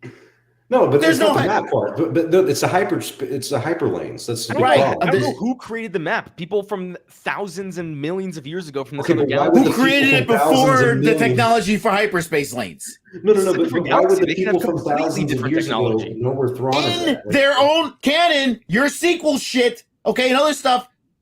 And what they're doing in the High Republic, okay. They only in the High Republic is when they were first establishing the hyperspace lanes. Yeah, in our galaxy. So how do they have? We don't know what other shit people in other galaxies. What you're saying is they had expressways to these other galaxies before they built cobblestone roads in their own. People from other galaxies had these expressways, went to our galaxy, put a map there for some reason, and then left. Yeah, that would make sense. That's what I'm trying to say. It's not that people. I mean, that could kind of explain the Night Sisters because they're kind of weird compared to everyone else. It's not so much like the map was created because someone from the other galaxy was able to navigate to our Star Wars galaxy. They used that route, put it into the map, and it's like, okay, you want to get to my galaxy? Just go in reverse. That's how I pictured it. At least that's what I'm trying to explain. I'm still just a little confused, at least, and it's not like a big deal. It's just kind of like, what's the significance here of like why this ancient temple has a map of where Thrawn is like at the moment? Because my only question with the map is like, okay, does this lead to a specific area? Like, is the area that this is pointing to related to the Dathomir witches, and that's why it's important? And Thrawn is happening to be at this place. That's why he's communicating with Elsbeth. Or is this map just know where Thrawn himself is at, and that's where it's pointing to? Yeah. And if that's the case, then like, how the hell did that happen? It's gotta be not pinpoint accuracy, but it's gotta be not just the galaxy. It's gotta be its general vicinity, a solar system, at least. Yeah, I can buy that. Okay, it's gotta be at least a specific star. It does kind of expand on lore in a very interesting way with the Dathomir witches, and then even the last temple that they were at, Balon's like, this is not a Jedi temple, like what is this? And she's like an ancient civilization. That is cool. Yes. Small things like that had a world of fucking difference. Because the first thing I go in my mind is, was it the Rakatan Empire? What ancient civilization? Is it the Grisk? Who is this? Is it the My Chiss? assumption is that this ancient civilization is the civilization from that other galaxy that came to the known Star Wars galaxy and built. I think the more and more you talk about it, Mm. I think it's where the Night Sisters originally came from. Because if you think about them, That would be cool. they are weird. They're called witches, right? Because they're different than any other kind of force sensitive. No, because they're people like women. well, sure, but you get what I'm saying, right? There is a significant different feel to them than there is to other force sensitive and people that are in the Galaxy Prime. So that could be a plausible that it could be where they originally came from. If the map here's is another thought. This is far fetched, and I doubt it. But a lot of the rumors about Yoda's species is that they came from another galaxy too. That they're not from this. I don't want to see it anymore. I don't think they're gonna. So yeah, like if this map ends up leading, like they exit hyperspace and just like Thrawn's right there, I think that would be quite goofy. I think the map's gonna take them somewhere. It may not be just like the galaxy as a whole. It may be somewhere more specific, but I think that's where it's going. It's like more so a map to an area that Thrawn is at. And we also know it's going to be a hard area to get to because you can tell by the ship and all the stuff that they're doing. Like this is not an easy little venture that they're about to go through. Like this is going to be a hard. They area. can't even get through the unknown regions because all the obstacles. Yeah. Well, because they don't have Skywalkers, Lunga. They need Skywalkers to tell them to make a left. They need a Sith Yeah. Wayfinder. Oh, maybe that's how Skin. Yeah, they couldn't get to Exegol without fucking getting killed, right? Without this little fucking Wayfinder. Yeah, but They God, they're could. gonna tie this. They're gonna tie this in. Is this an ancient Wayfinder? Is that what this is? In a ways, yes, I think so. Now it makes I think sense. I think the real thing is that this is actually connecting to the dagger that's way out there, the Sith dagger that was used to kill thousands of people. I don't remember how it goes. It was just for his parents. Did anyone notice that Chopper? You could actually understand what he was saying. No. Yeah, that was cringe. What? Yeah, you look it up. Look it up. You can if you listen to her carefully. He's like, Hera, did you go through my stuff? She's like, no, I didn't go through your stuff. He's like, yes, you did. It's bad. All right, I need to rewatch that then. Shit. Yeah. And I don't like he's that. he's like, why don't you? She's like, why don't you just shoot it out? Why don't you just shoot it down? She's like, I can't because it'll crash and kill everyone. He says, would that be a bad thing? One thing that's goofy about Star Wars that I like is that there are certain languages and such, like binary or the way the Wookiees speak, they're just clearly undecipherable. Like, and Han's like, yeah, I know what you're saying completely. So like, I don't know, just like the droids, like Chopper goes wah wah, and it really means an entire sentence. Yeah, but they did. Like I am Groot. You're the Rebels fan. Yeah, it wasn't as clear in Rebels, but they did that with him in Rebels. No. Yeah, I mean a little bit. Look it up. Look it up. It's worse than this, though. I mean, this is just a little. This is the thing with Dave Filoni is like, man, he really gets some certain aspects of Star Wars, like the mystery of it, and the good and the bad, and appealing to the kids.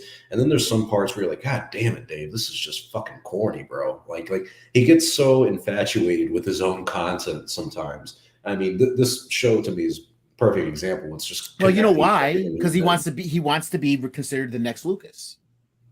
Well, he already is. Lucas was corny as hell too. Jar Jar stepped in. Yeah, Right. That's the thing is like he's trying so hard to be the next Lucas, and all his fans are like wanting him to be. I'm like, no, but you guys are like not understanding. Like he's Lucas in like the worst ways. Bad dialogue. He's not the greatest director.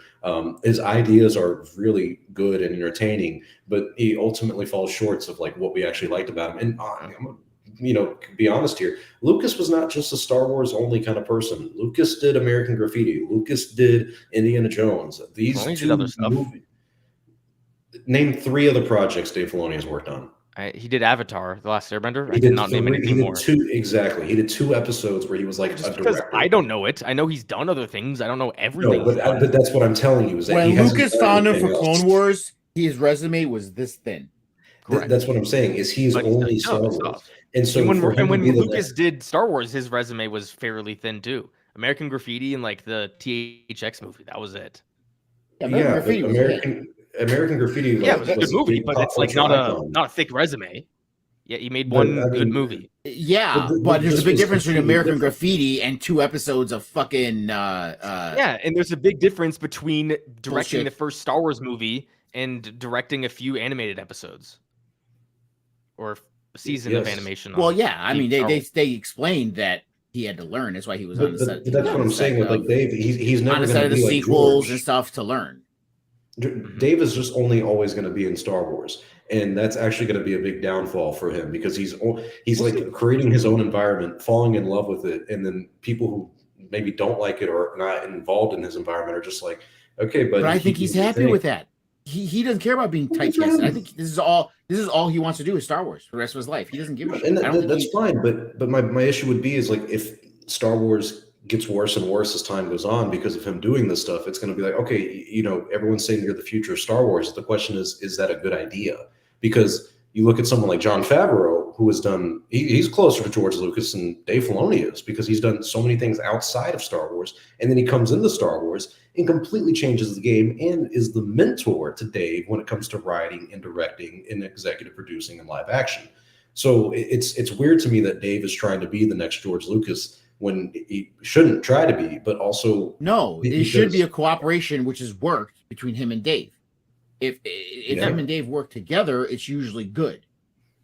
Well, do you think John has had a significant influence on Ahsoka, or do you think he's just kind of an executive producer as like a name? I think Favreau may serve as a lighter version of like what's his name? Feige. I think him and Favreau and Filoni, I think they've mapped out a vision of this Filoniverse.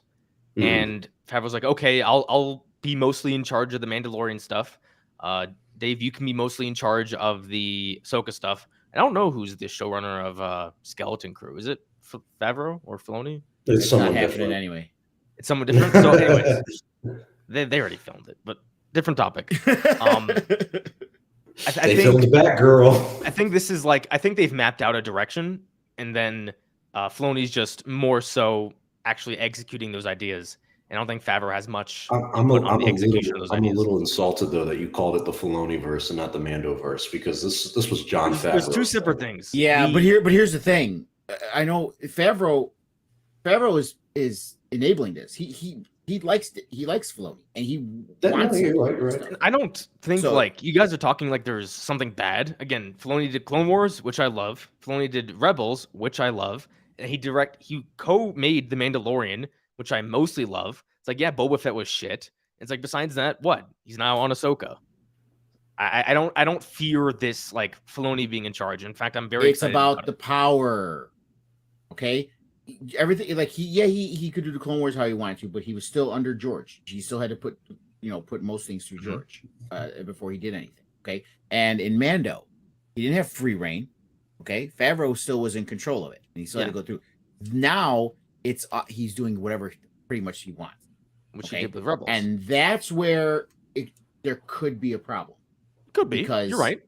And that's where the issue comes in. So just it's not saying, oh, it's Filoni, everything he touched turns to shit. No, of course not.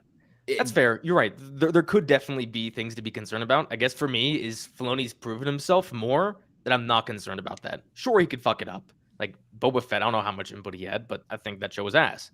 But just because of Rebels, which he probably had mostly free reign and collaborating with other people, he has earned my confidence. He's shaken it a little bit with Boba Fett and Mando 3, but for the most part, he still earned my confidence. I'm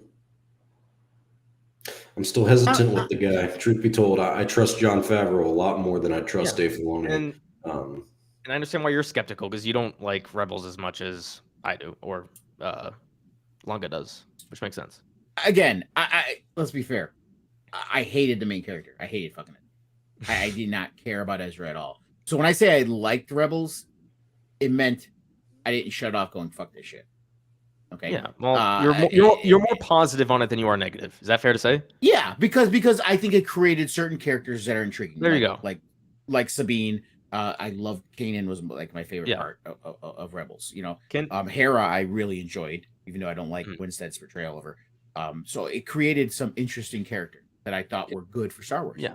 So that's why. So it's not necessarily that the show itself I thought was great or it had some great stuff in it. I like the characters that came out. Okay.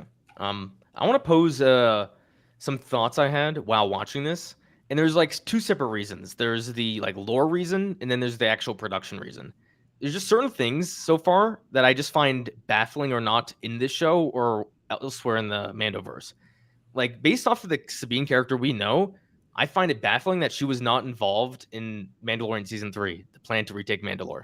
She cares about her Mandalorian legacy a lot and her family, and she was there to help retake Mandalore once. And now that it was like blown up and that they all formed together and came back, that she wasn't there for that, I find it to be. She was on Lothal. It's not like they were like putting it all over the HoloNet for everybody to know what was left happening. Rebellion for a period to be with her Mandalorian family so they could fight to retake but this is 10 years later. Yeah, but I mean, she's been on Lothal, obviously. She's obviously been on Lothal ever since she lost Ezra, ever since she had a falling out with Ahsoka, which should have never fucking happened because it's dumb to begin with. She's been on Lothal. She's obviously built a life on Lothal. Yeah, but she would still care about Mandalore. It's not that she doesn't care about Mandalore. It's she has no idea what Mando and his little cabal are doing. She has no clue what the state it wasn't announced. She's on another fucking planet, bro. How is she gonna find out? Oh no, she has a relationship with Bo-Katan. They literally show us in all these shows that they have to planet hop for every little thing to talk to someone. She has they have to jump all over the galaxy all the time. She has a relationship with Bo-Katan. They became friends at the end of Bo-Katan was a hermit in his castle by herself. Did you forget that? She also went into hiding. Yeah, but once Bo-Katan was like, yeah, we have a plan to retake Mandalore. I should call up other Mandalorians. And she never left Mando's side the entire time. She didn't just happen to fly to Lothal to talk to fucking Sabine about it. I find that to be a strange thing. I find that to be a strange decision. That they have to fly everywhere. They don't. There's no cellular service. It doesn't reach. There's no towers. What are you talking about? Look, it's strange. It's dumb, and it's Dave Filoni. It's so funny how like you both were like, "Oh, I like him," and then you guys are like talking about like the small minor things he does to fuck up. But even if Sabine wasn't in like active communication with Bo-Katan, I find after the purge of Mandalore, I find that Sabine not being involved with Mandalorians after that is somewhat out of her character. I think events were moving too fast in Mandalorian with her and with Bo-Katan and Mando to just make. Oh, hey, by the way, Sabine, can you make it out here from Lothal? We're going to Mandalore tomorrow. Events are moving too quick. I think that's a problem. Not a problem. It's something that caught my attention. That feels like a nitpick. I disagree. Well, and honestly, as someone who isn't, you guys know, not a big Rebels fan, what I know of Sabine, the thing with her like doing the dark saber, that felt like a 1 to 2 episode arc that like wasn't really relevant over the long haul. I mean, just very important character. In Rebels, I was like, I mean, yeah, sure, but I mean, clearly not because she's not. I mean, when I think of her, I don't think of her as a Mandalorian. I think of her as like a graffiti artist. And okay, well, I guess that's your interpretation of the character. It's Dave Filoni too. She's clearly not fucking with the Mandos anymore. But it's like I loved it about her, especially that she graffitied her armor because we know the Mandalorians all paint their armor a certain way, right? And Mando was a weird one because he kept it unpainted, right? He kept it pure Beskar. But they all have their own way of painting things. Even Bo-Katan, even the Night Owls, you see the way they had a specific way. Mm-hmm. So art was actually part of Mandalorian culture. The way they painted armor is almost like war paint. You know what I mean? That they would put on their armor. Yeah. So her having her own style with it and being an artist, I thought that was cool. Great. I love it too. That's as you said, that's part of her Mandalorian culture. Because like I think she said that she was influenced by her dad. That's how she became such an artist. So again, that's why I find it puzzling that she's not more aware of Mandalorian politics, I guess. Yeah, because even in that crazy dumbass book of Boba Fett, the one cool thing about it was he had to get his armor repainted. There's a certain way he has it, and it has to be repainted that way. Yeah. Well, one thing, go ahead, Connor. I was just say another thing is like, I get it, they can't have Luke everywhere, but I just find it strange that Luke would not be involved with this as well. That there's another threat to the Empire, or there's another threat of the Empire rising that Luke's not involved. Like, what is he doing?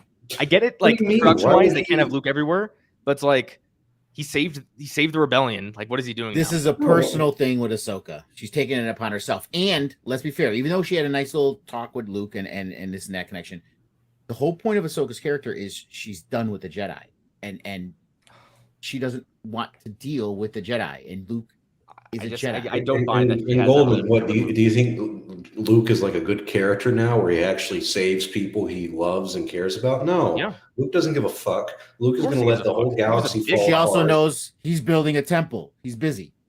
Got shit. Yeah. With what students? Grogu, who's not there anymore. No, he's got. First of all his students are. I don't know. dead. You tell me, They just Mr. died. Sequel. You Star Wars tell me, only, are you Mr. Last Jedi confused lover. with this timeline, like No, Kylo I'm Ren's just not even like 10 years old yet. Well, He's still a good, happy guy trying it's to. too late. It's after galaxy. episode 6. Therefore, Luke is no longer Luke. He's just some asshole. Doesn't give a fuck about anybody. Your judgment is Everyone clouded. die. Your perception And of no- Luke is. You don't understand. Reality sucks. I know it. Jansen Baker, I don't think that's correct. Even No, though they yeah, didn't she's give us a dead. timeline, this is obviously after Mandalorian. Because if she's going on this big mission, it's not like she did all that and then. God, if they tell us this is like before Mandalorian, not before, but like before she meets Luke or Book of, I'm gonna cry. I'm so Yeah, it's tired. just of not this possible. big-ass timeline. The reason Morgan Elsbeth was in prison was because Ahsoka put her there in the Mandalorian. Oh yeah, there we go. That's it right there. That answers. I completely forgot that. Thank you, Goldman. But Yes, but hang on. this is That's immediately Mando after season Mandalorian. 2. That's 'Cause Mando season 2. Season That's 2, not, yes. That's Okay, not so- season 3 Mando, Okay, though. so And it's I not guess Book of this could take Boba, place so- between Mando season 2. But there was a and Book of year, Fett. right? We know No, there was a no, year no. difference. They told This- us there was a year difference between Mando season 2 and Mando season 3. So I don't then think she's going to Pablo another said galaxy that and all was this stuff wrong. within I a don't year. know. Yeah, and it's Look, like, okay, all I'm saying is this takes place after Mando season 2, but this also takes place before Book of Boba season 1, which is right before Mando season 3. So this is after Mando season 2, before Book of Boba, you're just and repeating before yourself. Mando Get to your season 3. point. Now you're just I'm making shit telling up. you. Now you're just making shit up. That's what Dave Filoni does, and everyone's all like, "Oh, he's fucking great." It's fucking annoying. So You don't anyway, have the droid do this to him and have him talk. What's the? By the way, confusion about the Filoni timeline does Chopper's voice, just so you know. here? That was a big secret all throughout, like when Rebels was airing. It's like, who does Chopper's voice? And then after the finale, it said voiced by What Dave the Filoni. fuck? Who does Chopper's voice? This is what Why Star is Wars that like a fans do. Are you secret? clueless? Star Wars fans obsess over the most minute things. Like, You it's just what we fucking do. nerds. Yeah. Welcome to a Star Wars podcast. Holy shit. This is You the call us stuff that nerds? Your name is Star Wars fucking only. Yeah, I know. What the fuck are you talking about right now? I'm interested in the big picture stuff. I can't stand when people are like, "Oh, well, did you see the new E-wing is in the Ahsoka series?" And I'm the E-wing actually is interested taken in out the of big picture stuff. They fucked up Anakin's legacy, nerd. This is the most elitist shit I've ever heard you say. I don't care about the big picture shit. Oh my god. There's things I like about like the fathers and the sons and the Holy Spirits, but when people start talking about, well, the E11 blaster with the original trilogy was actually You were just complaining that the show wasn't tying into the books. Like, it can get more nerdy than that. That's a good point. But that was big picture stuff for the books. Oh, okay. I wanted to see the big Chris picture stuff. goddamn- Big picture stuff. Well, listen, there's no more of a bigger picture than going to fucking a galaxy. You're passing 8 fucking galaxies to get to that galaxy when you can't traverse the edge of your own. But Look, hey, it's the all right. big picture It makes shit is the sense. shit I want. The small stuff is the shit I don't want. I want what I want. God damn it. And Dave Filoni, you're gonna give it to me, okay? I want Thrawn and I want Elsbeth to have a scene together, and we all know what I'm talking about. Well, This is why I think the connection to the Force is happening. You want a bomb chicka wow wow? Get out of here. Thrawn ain't interested in any of that shit. I want to see a game of hide the blue pickle, okay? I want No, to that see- ain't happening. That's the whole reason she That can ain't hear him from across the fucking Oh, my galaxy. God. She's like, I can feel his presence. Oh my god. So you're saying she's subscribed to his OnlyFans, is what you're saying. Let's, you know what Probably. we should do? Let's make predictions. What do you think is going to happen by the end of this season? Yeah, no, this is a good one. But the prediction should be: do you think we're going to see Thrawn before the final episode, or in the final episode only? Like, Ooh, when do you that's a think good he's one. going to show up? So I'm going to go ahead and go on a Well, limb and say I we think know he's gonna they show up find him. before the season finale. Because the ship that they show him on is that gold ship that she's building Yes, to yes. go find him. So that ship is the one that we see him on. So we know they get to him. Mhm. But yeah, I think you're right. It might be last episode, or maybe they'll show him appear at the end of the second to last episode, episode 5, at the very end of episode 5, and then have a little bit. Aren't with there? them There's episodes. 8 episodes, not 6. Is 8? there? Was it 8? Okay, well, Yeah. end of episode 7, and then I think. Yeah, I think they'll be the last 2. I wonder if instead of this season being entirely just about finding them, I wonder how likely it is if they find Thrawn, saying like the 5th or 4th or 6th episode, and then the last few episodes are setting up a larger conflict for the next season. Instead of they find Thrawn, season ends, they find Thrawn, conflict is established, and that's what season 2 or this Filoni movie's about. And Ezra's working with them. That's gonna be We don't know where cliffhanger. Ezra is. And you know what? I'm gonna be honest. Like that doesn't sound the most appealing for me because in my mind I'm like, you know what? This Goldman's right. Like this makes sense. They're gonna spend the whole season probably just looking for Thrawn, and the only thing that's really interesting is when they do find Thrawn. And when they find him, I'm gonna have to wait like another year or two for either a second season or a movie, and then they're gonna kill Thrawn off in that movie, and I'm just gonna be like, God damn, that we built all this up for fucking nothing, I guess. I mean, just something that was like it's gonna have stakes. Don't get me wrong, but like, I don't know. I want Thrawn to have like some oomph to him. You know, I don't want him to be in for like one episode in this series, maybe one episode in Mando season 4, and then the main villain in the Mando movie, and then he's dead at the end. He's got to come back to the galaxy with his fleet. Now you know what's going to happen. It's got to happen. If they don't, fuck, dude. They're doing a movie. This is how important Thrawn is to me. If they don't bring him back and make him a legitimate threat with his fleet, this is as bad as the sequels to me. If that's what it's happening. Oh, thank you. That would be. I would. Well, I don't think the sequels are bad, but I would hate that decision too. I don't think they're going to do that. They announced a Filoni movie. Like that's obviously going to be about Thrawn's story. If this movie is not about Thrawn, I would be shocked. I'd put money on it. Like it's just it's a weird thing because when you say it's about Thrawn, it's like okay, Thrawn's the villain, fine, but as these book nerds that me and Lunga are, it's like okay, but Thrawn isn't the villain. There's the Grist. Antagonist is the correct word. Yes, but you're right. He's the antagonist, but that's what's interesting. The Grist, the unknown regions, this battle against this different fucking thing. You know. I think they're basing. Funny enough, they're basing this more off of the non-canon books than they are the canon books, which you guys don't like. No, but here's the thing. Maybe in this long trip back from this galaxy, they stop in the unknown regions, and that's what it's just. And that's because he's been out of touch with them, so he wants us to see what happens. And maybe the Chiss are almost destroyed now. You know, what I mean, so it could still. There's still an opening. Maybe the galaxy they go to is the galaxy that the Grist control. Because they don't even know where the Grist came from. Yeah. I would put money that the Ascendancy is not mentioned in any of these live action stuff. And then I'm gonna. I think there could be other Chiss, like people are just with Ron. But I think any of the conflicts that were in the Ascendancy books, which I really like as well, I don't think they're going to be relevant to the movies or shows. Listen, in the books, he couldn't even have contact with Arlani unless he went to the edges of the unknown region. Because the transmissions would not reach there. They had to go to that barrier between the galaxy and the unknown regions to actually communicate. And they would have to meet. The ships would have to meet there to communicate. There's no way he's talking to Arlani and the Chiss from this fucking other galaxy. Yeah. Well, I think it's more likely that we do not see a single other Chiss than it ties to the books. Oh God. It ain't gonna be. There's gonna be no Chiss. There ain't gonna be any other Chiss in this season. If there's no Chiss, I'm talking about like the whole thing of Thrawn's story that they're eventually going to tell, not just this season, like the whole story. But see, that's so disappointing. If the whole story, we don't get any of the Chiss, we don't get the Chiss density, we don't get the Grist. It literally is going to be why do you build this stuff up for no payoff at all? That's because we explained it. Cash grab. Sure. They hired Zahn for a cash grab. None of these books have mattered. Well, this is going to be like the stuff that does bring kind of like the downfall of Star Wars in a way, because it is always going to be like there's so many subsections of fans and none of them are ever really happy. Like in this situation, that's the problem, right? They keep promising the High Republic. That's what set up this whole other era that they're going to make movies off of, right?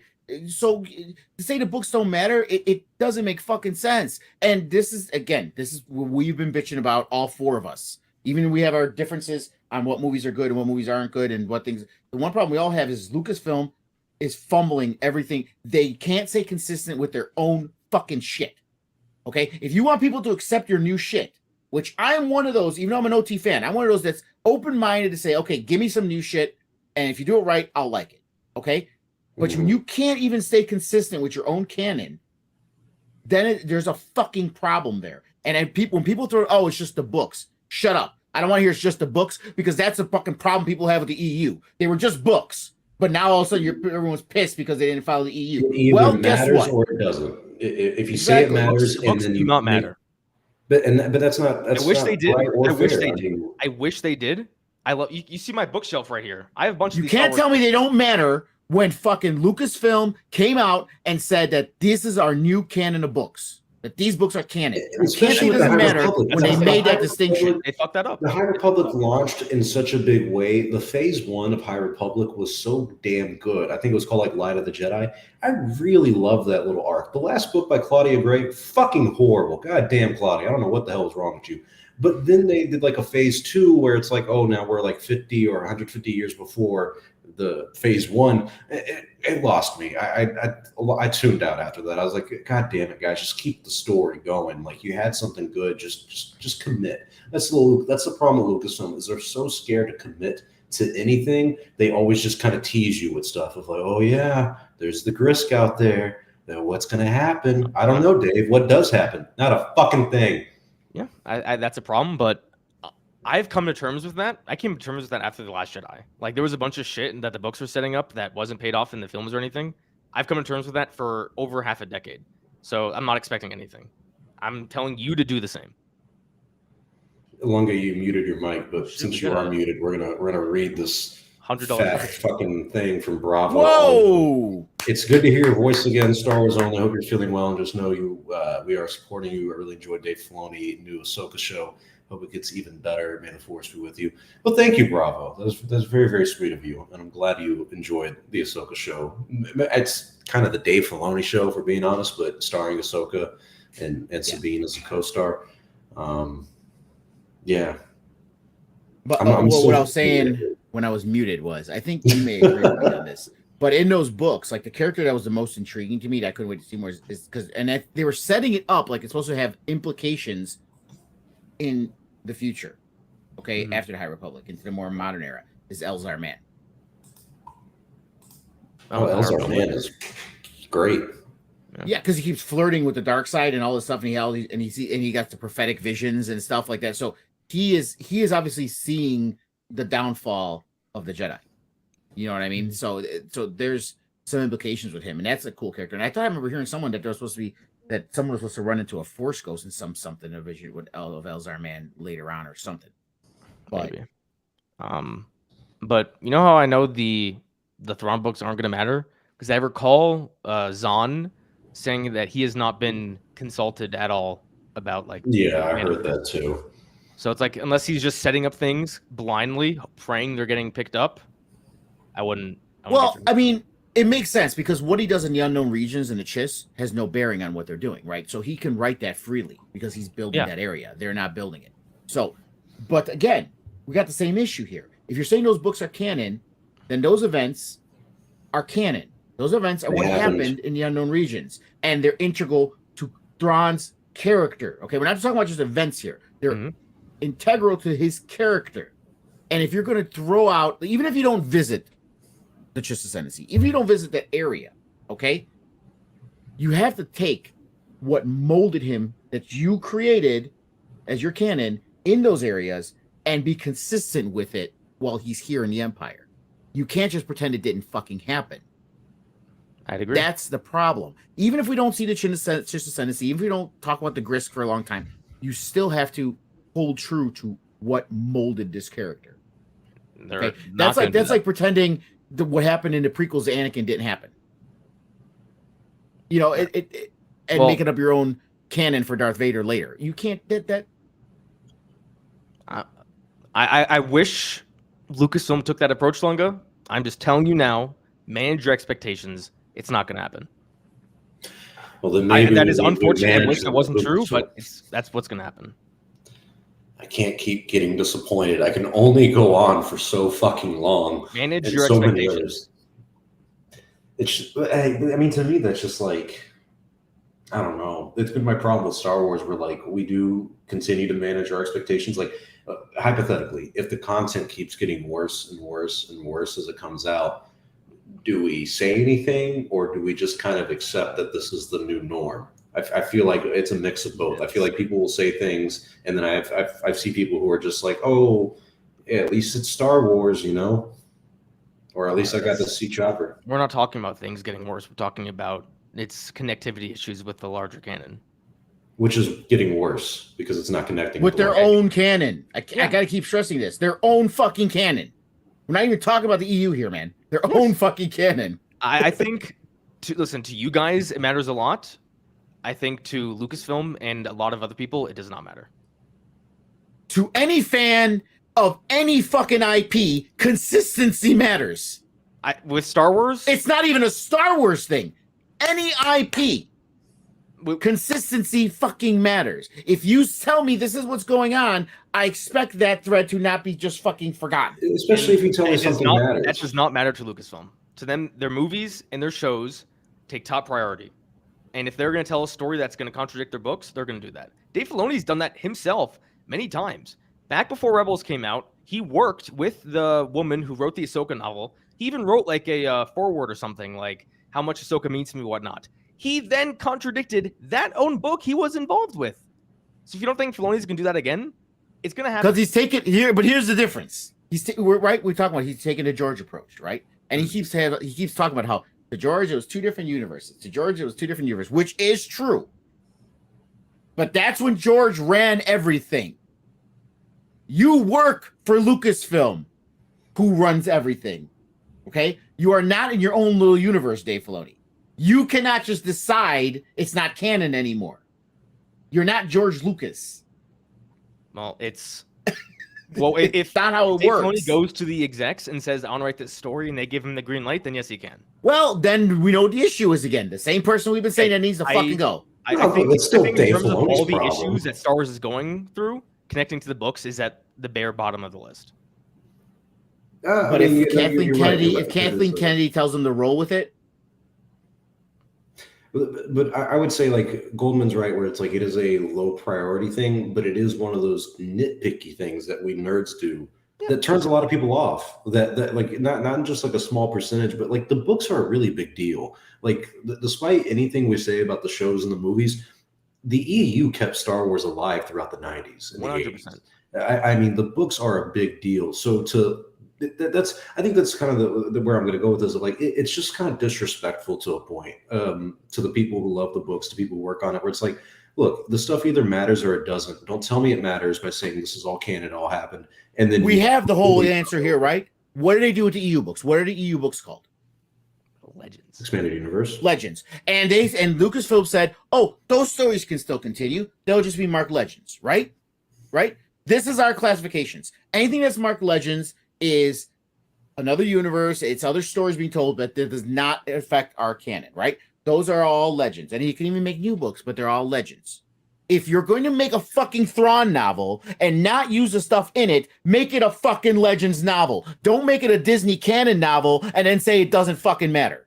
You're right. You have two classifications you made these two classifications for a fucking reason. If you weren't going to use it, put it in fucking Legends. Goldman has just made his peace with this, and me and Lunga are just like, why? Because it doesn't. Because you're making excuses. They don't care. Saying they don't care is not an answer. Excuses for them. I'm telling them what it is. They do not care. I wish it was not the case. I agree with everything you said, Lunga. I wish it was true. I have just accepted it is not. But don't you feel like that's I'm not going to say a bad approach to this, but like I feel like that's a lot of Star Wars fans at this point where we're not willing to speak out and be like, hey, no, look, dude, these books matter to me. They may not matter to you, Dave, but they really meant something to me. And they got me interested in either this show or this movie or this project. And for you to constantly push them off to the side, it's like, okay, well, then I'm not going to read the books because you said they matter and now they clearly don't. And then when it comes to the payoff for it, I'm never going to get. So why am I going to be a fan of a franchise that's not going to reward me for the time and investment I'm putting into it? For buying their new shit, right? Yeah, for saying, okay, listen, even though you pissed me off with the sequels, I'm going to buy your new shit because you're telling me there's some new stuff coming and this is going to be important. So you know what? I'll give it a chance. And I liked it. And now you're pulling that out from under me. I mean, it's the fuck. Yeah. Well, damned if you do. But what we are going to give you is another Rey movie because that's what's fucking important. That's what's fucking important. Yeah. Selfishly, I hope it bombs at the box office. No. It won't, but God, if it did, because I see your people on Twitter, Goldman, where they're like, "Oh, you want a box office hit? Don't say there's people like me on Twitter. I hate people on Twitter. But no, I mean like the sequel, especially that Star Wars only guy. Yeah. Oh god, Star Wars only pisses me off so much. There's so many of them too. I blocked myself on Twitter, right? Can I want to ask you a hypothetical question. Yeah. So they're gonna do this Filoni movie, right? Whatever. Would you prefer? We have two choices. Choice one, it connects to the books greatly, but the movie's mid. It's like a 5 out of 10. Or the movie comes out, it completely contradicts the books, but the movie's fantastic on its own. 10 out of 10 movie, your favorite since the original trilogy. Which of those two outcomes would you prefer? But you see, but that's a contradiction in of itself. Because if it contradicts all this other shit, it's not going to be a 10 out of 10 for me. It's just not.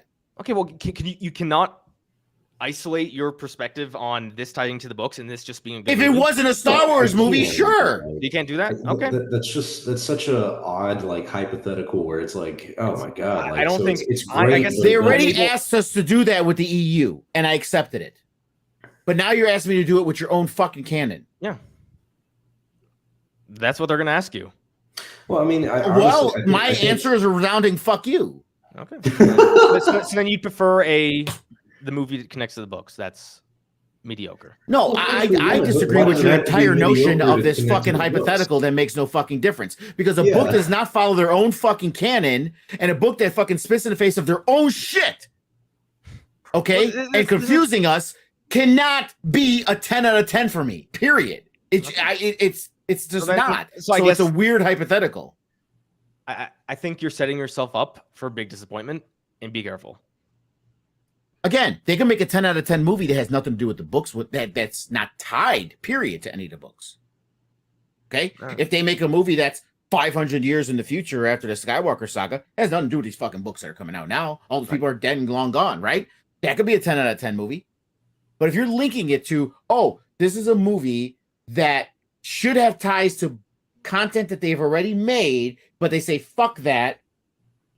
Even though you spent the money on this and enjoyed it, that we made, fuck it, we're going to do this and just completely divert on a different fucking path and expect it to be a 10 out of 10? All right. Well, Star Wars only. Are you able to separate the movie from the canon unlike Lunga is? No, not really. No? Because I mean, because to me, it's the same thing with like, I'll just use The Last Jedi because I know it's a pinpoint for us, and I don't mean it in like a negative way, but I mean like, Luke to me is very separate from Luke in the original trilogy. So if I make that separation in my mind and watch The Last Jedi, then The Last Jedi is actually a good movie. But because I have read the books, I can't or I have seen the originals, I can't forget that. I think it's not good because but that's a little different. And I get how much emphasis you guys are putting on the books and the fact that they've established this canon, but like these movies and shows by no means under any circumstances cannot contradict their own movies and shows. They just can't do that. The books, that's true, at least to me, are on a different level. I don't want them to contradict the books, but I would prefer to have a good movie than for them to contradict, than for them to stay completely true to the book. But it's a mixed bag. But here's the issue. Here. You want the bottom line? I wish they did both. If they can't stick to their own canon, they are not capable of making good movies. I disagree. Because they do not have the fucking testicular fortitude to stick with what the fuck they're doing and try to deliver a good product with the fucking plan they made. I completely That's the thing. It's the plan. It's don't make a movie based off of something if you're gonna, let's say they're making a Thrawn movie and then they disregard the Thrawn books. It's like, okay, well then don't, because you got to think, Goldman, for us fans who are watching, or more importantly, the fans like me and Lunga who read the books, we're the diehards. We're definitely going to show up to the Star Wars movie no matter what. If you're not even going to reward us diehard fans by giving us the payoff that we've been invested, not for a couple of years for marketing because this movie's coming out, 5 to 10 years because we've been reading the books. If you can't even give us the payoff we need, sure, maybe a couple of like the casual audiences are going to like it, but you're not going to reach the levels that you really can. You have to appease everybody, which is a stupid thing to say, of course. But when it comes to something like this, don't tell us we need to care about something and then make it irrelevant and then still try to, please us with, a movie it is a 10 out of 10, but it doesn't connect to the books in any way. It's like, well, okay, then why did I read the books then? Can I pose an argument to you? The first Thrawn book. Now, this is gonna be you're gonna have issues with this, but bear with me for a second. The first Thrawn book of the new canon came out in April of 2017. Season 3 of Rebels began in September of 2016. So Filoni's interpretation of Thrawn has existed before the new canon interpretation of Thrawn in the books. Mm-hmm. Is it fair to say that Zahn didn't stick to what was established in the canon? He wrote his own stories, and now you're upset that they're not sticking to that version of Thrawn when the other version of Thrawn came first? No, because they brought in Timothy Zahn to, give them guidance on Thrawn and Rebels, and they specifically mentioned they wanted to pay homage to the character and respect to Right. Timothy by bringing him in. Timothy Zahn didn't respect Filoni's vision of Thrawn. No, he did. He just, it's fucking hold his on character. a second. I got to look up something here because there was 2 series, okay, and all of them were done in the Disney era, if I'm not mistaken. Yeah, there's the ones where Thrawn, the Ascendancy one came second. The one where Thrawn's with the Empire came first. Yeah. The first Thrawn book that's just titled Thrawn, but they still talk about this shit. That was way before 2017. They announced Thrawn before that, but the book came out. Hold on. Unless I'm looking. Star Wars. Okay, you're talking the Star Wars Thrawn series. It's the Ascendancy series that came out first. Yes. No. The novel just titled Thrawn. Not Ascendancy Book 1, just Thrawn. Where the cover is like half his face and the background's white. Yeah, I remember that one. It says here the book came out April. Oh yeah, right. 2017. Yeah. Okay, yeah. So it was around the time. Yeah. So that came out after the 3rd season of Rebels, which is when Thrawn first was introduced. Now you can say that there should have been more communication there, but Filoni's Thrawn did come first. Well, no. Because no, didn't Timothy Zahn's Thrawn came first in Heir of the Empire? Heir of the Empire. Talking about the canon. Yeah, but the canon is based off of Heir to the Empire. Okay, well then that's a different criticism that this version of Thrawn in Rebels didn't honor the Thrawn in the EU. That's a different argument. Here's the thing. Again, Well, you can argue, oh yeah, because here's the thing. It came out in 2017. You're saying the Filoni said blah, blah, blah. Timothy Zahn didn't write the book in one day. Okay, it obviously working on it probably for at least a year or 2 before it came out. He most likely signed the contract to write the book before fucking Rebels. Okay, so, and yes, there should have been more communication. That's fine if there wasn't. But once the book came out, Filoni should have adjusted. Not take a character that Timothy Zahn created when way back, do whatever he wanted with it, and then when Zahn came back literally almost at the same time to write more novels, and then say, fuck it. That's wrong. I'm sorry. I don't care how you look at it. Just to say, oh, well, technically it came first. Filoni's. No, it didn't. No, it didn't. He took a character he didn't fucking create when the writer was coming back to write more fucking novels for the same company, and he decided to do his. That's there's hubris there. I'm sorry. He decided to do his own fucking thing. And I'm not a Filoni hater. I like a lot of shit Filoni did, but there's a lot of hubris in that. All right, but that's what happened. Well, gentlemen, this has been a lovely 2-hour conversation on not just Ahsoka, but Dave Filoni. And I mean, what a journey. What a fucking journey Dave could take us on. Oh my God. Going from the series to debating canon and all that shit. And just I think Long is developing just a hate for Lucasfilm and the disrespect for the books at this point. And, and this is the funny thing. It's like they can't even you can't even point to like like, oh, he's an OT head, he hates everything Disney. No, we're talking about the shit Disney is making, the shit I liked that Disney is making. Okay. Yeah, that is where it becomes like, people Disney era shit. Yeah. And there's stuff that it's weird because there's stuff that we do like from the Disney era. I've ran into mutuals from who do like Star Wars media, and we met up after a High Republic panel, and they were like, "You were at the High Republic panel?" I was like, "Yeah," and they're like, "You like the High Republic?" And I was like, "Yeah," and like they acted surprised by it, and I was like, we're allowed to like different things and not just be in these little subsections. We're capable of liking new stuff. It's just when stuff like this happens where it, either contradicts or the stuff that we do like ends up being kind of tossed to the side. That's where it becomes really frustrating looking at Lucasfilm. But, for everyone listening, tell us your thoughts in the comment section below. Once the stream is over, follow us on Twitter, leave a like on this video, subscribe to both Chatooine and, everybody else. Everyone's link should be in the description below now. I'm trying to think what else we got. What's some housekeeping notes we got going on? We'll come back next week for episode 3. Maybe talk about more stuff than just Ahsoka, because that'll be the only thing that's really going on that week. And it's only 1 episode, not 2, so not as much to talk about. Lunga, Goldman, any parting words you want to give to these fine folk on Chatooine? Yes. Since Goldman wanted to try to play his little game of dates. Season 3 premiered October 16th, 2017. Season 3 premiered October 2016? October 16th, 2017. The book came out April of 2017. I see Star Wars Rebels, Season 3, Episode 1 came out September 2016. Oh, yeah, I'm wrong. Damn it. Goddamn. It was the 4th and final season that came out October 16th. God damn it. I thought I had you there. Oh, well. And I got that's taken all, out every now folks. and then. But he was still created in the fucking 90s, long before Yes. fucking And Rebels. I wish they did connect to the books. I'm on your team, Lunga. I know. All right, guys. Thank you all for watching. This was a fun stream. We'll see you all next week on Chatooine.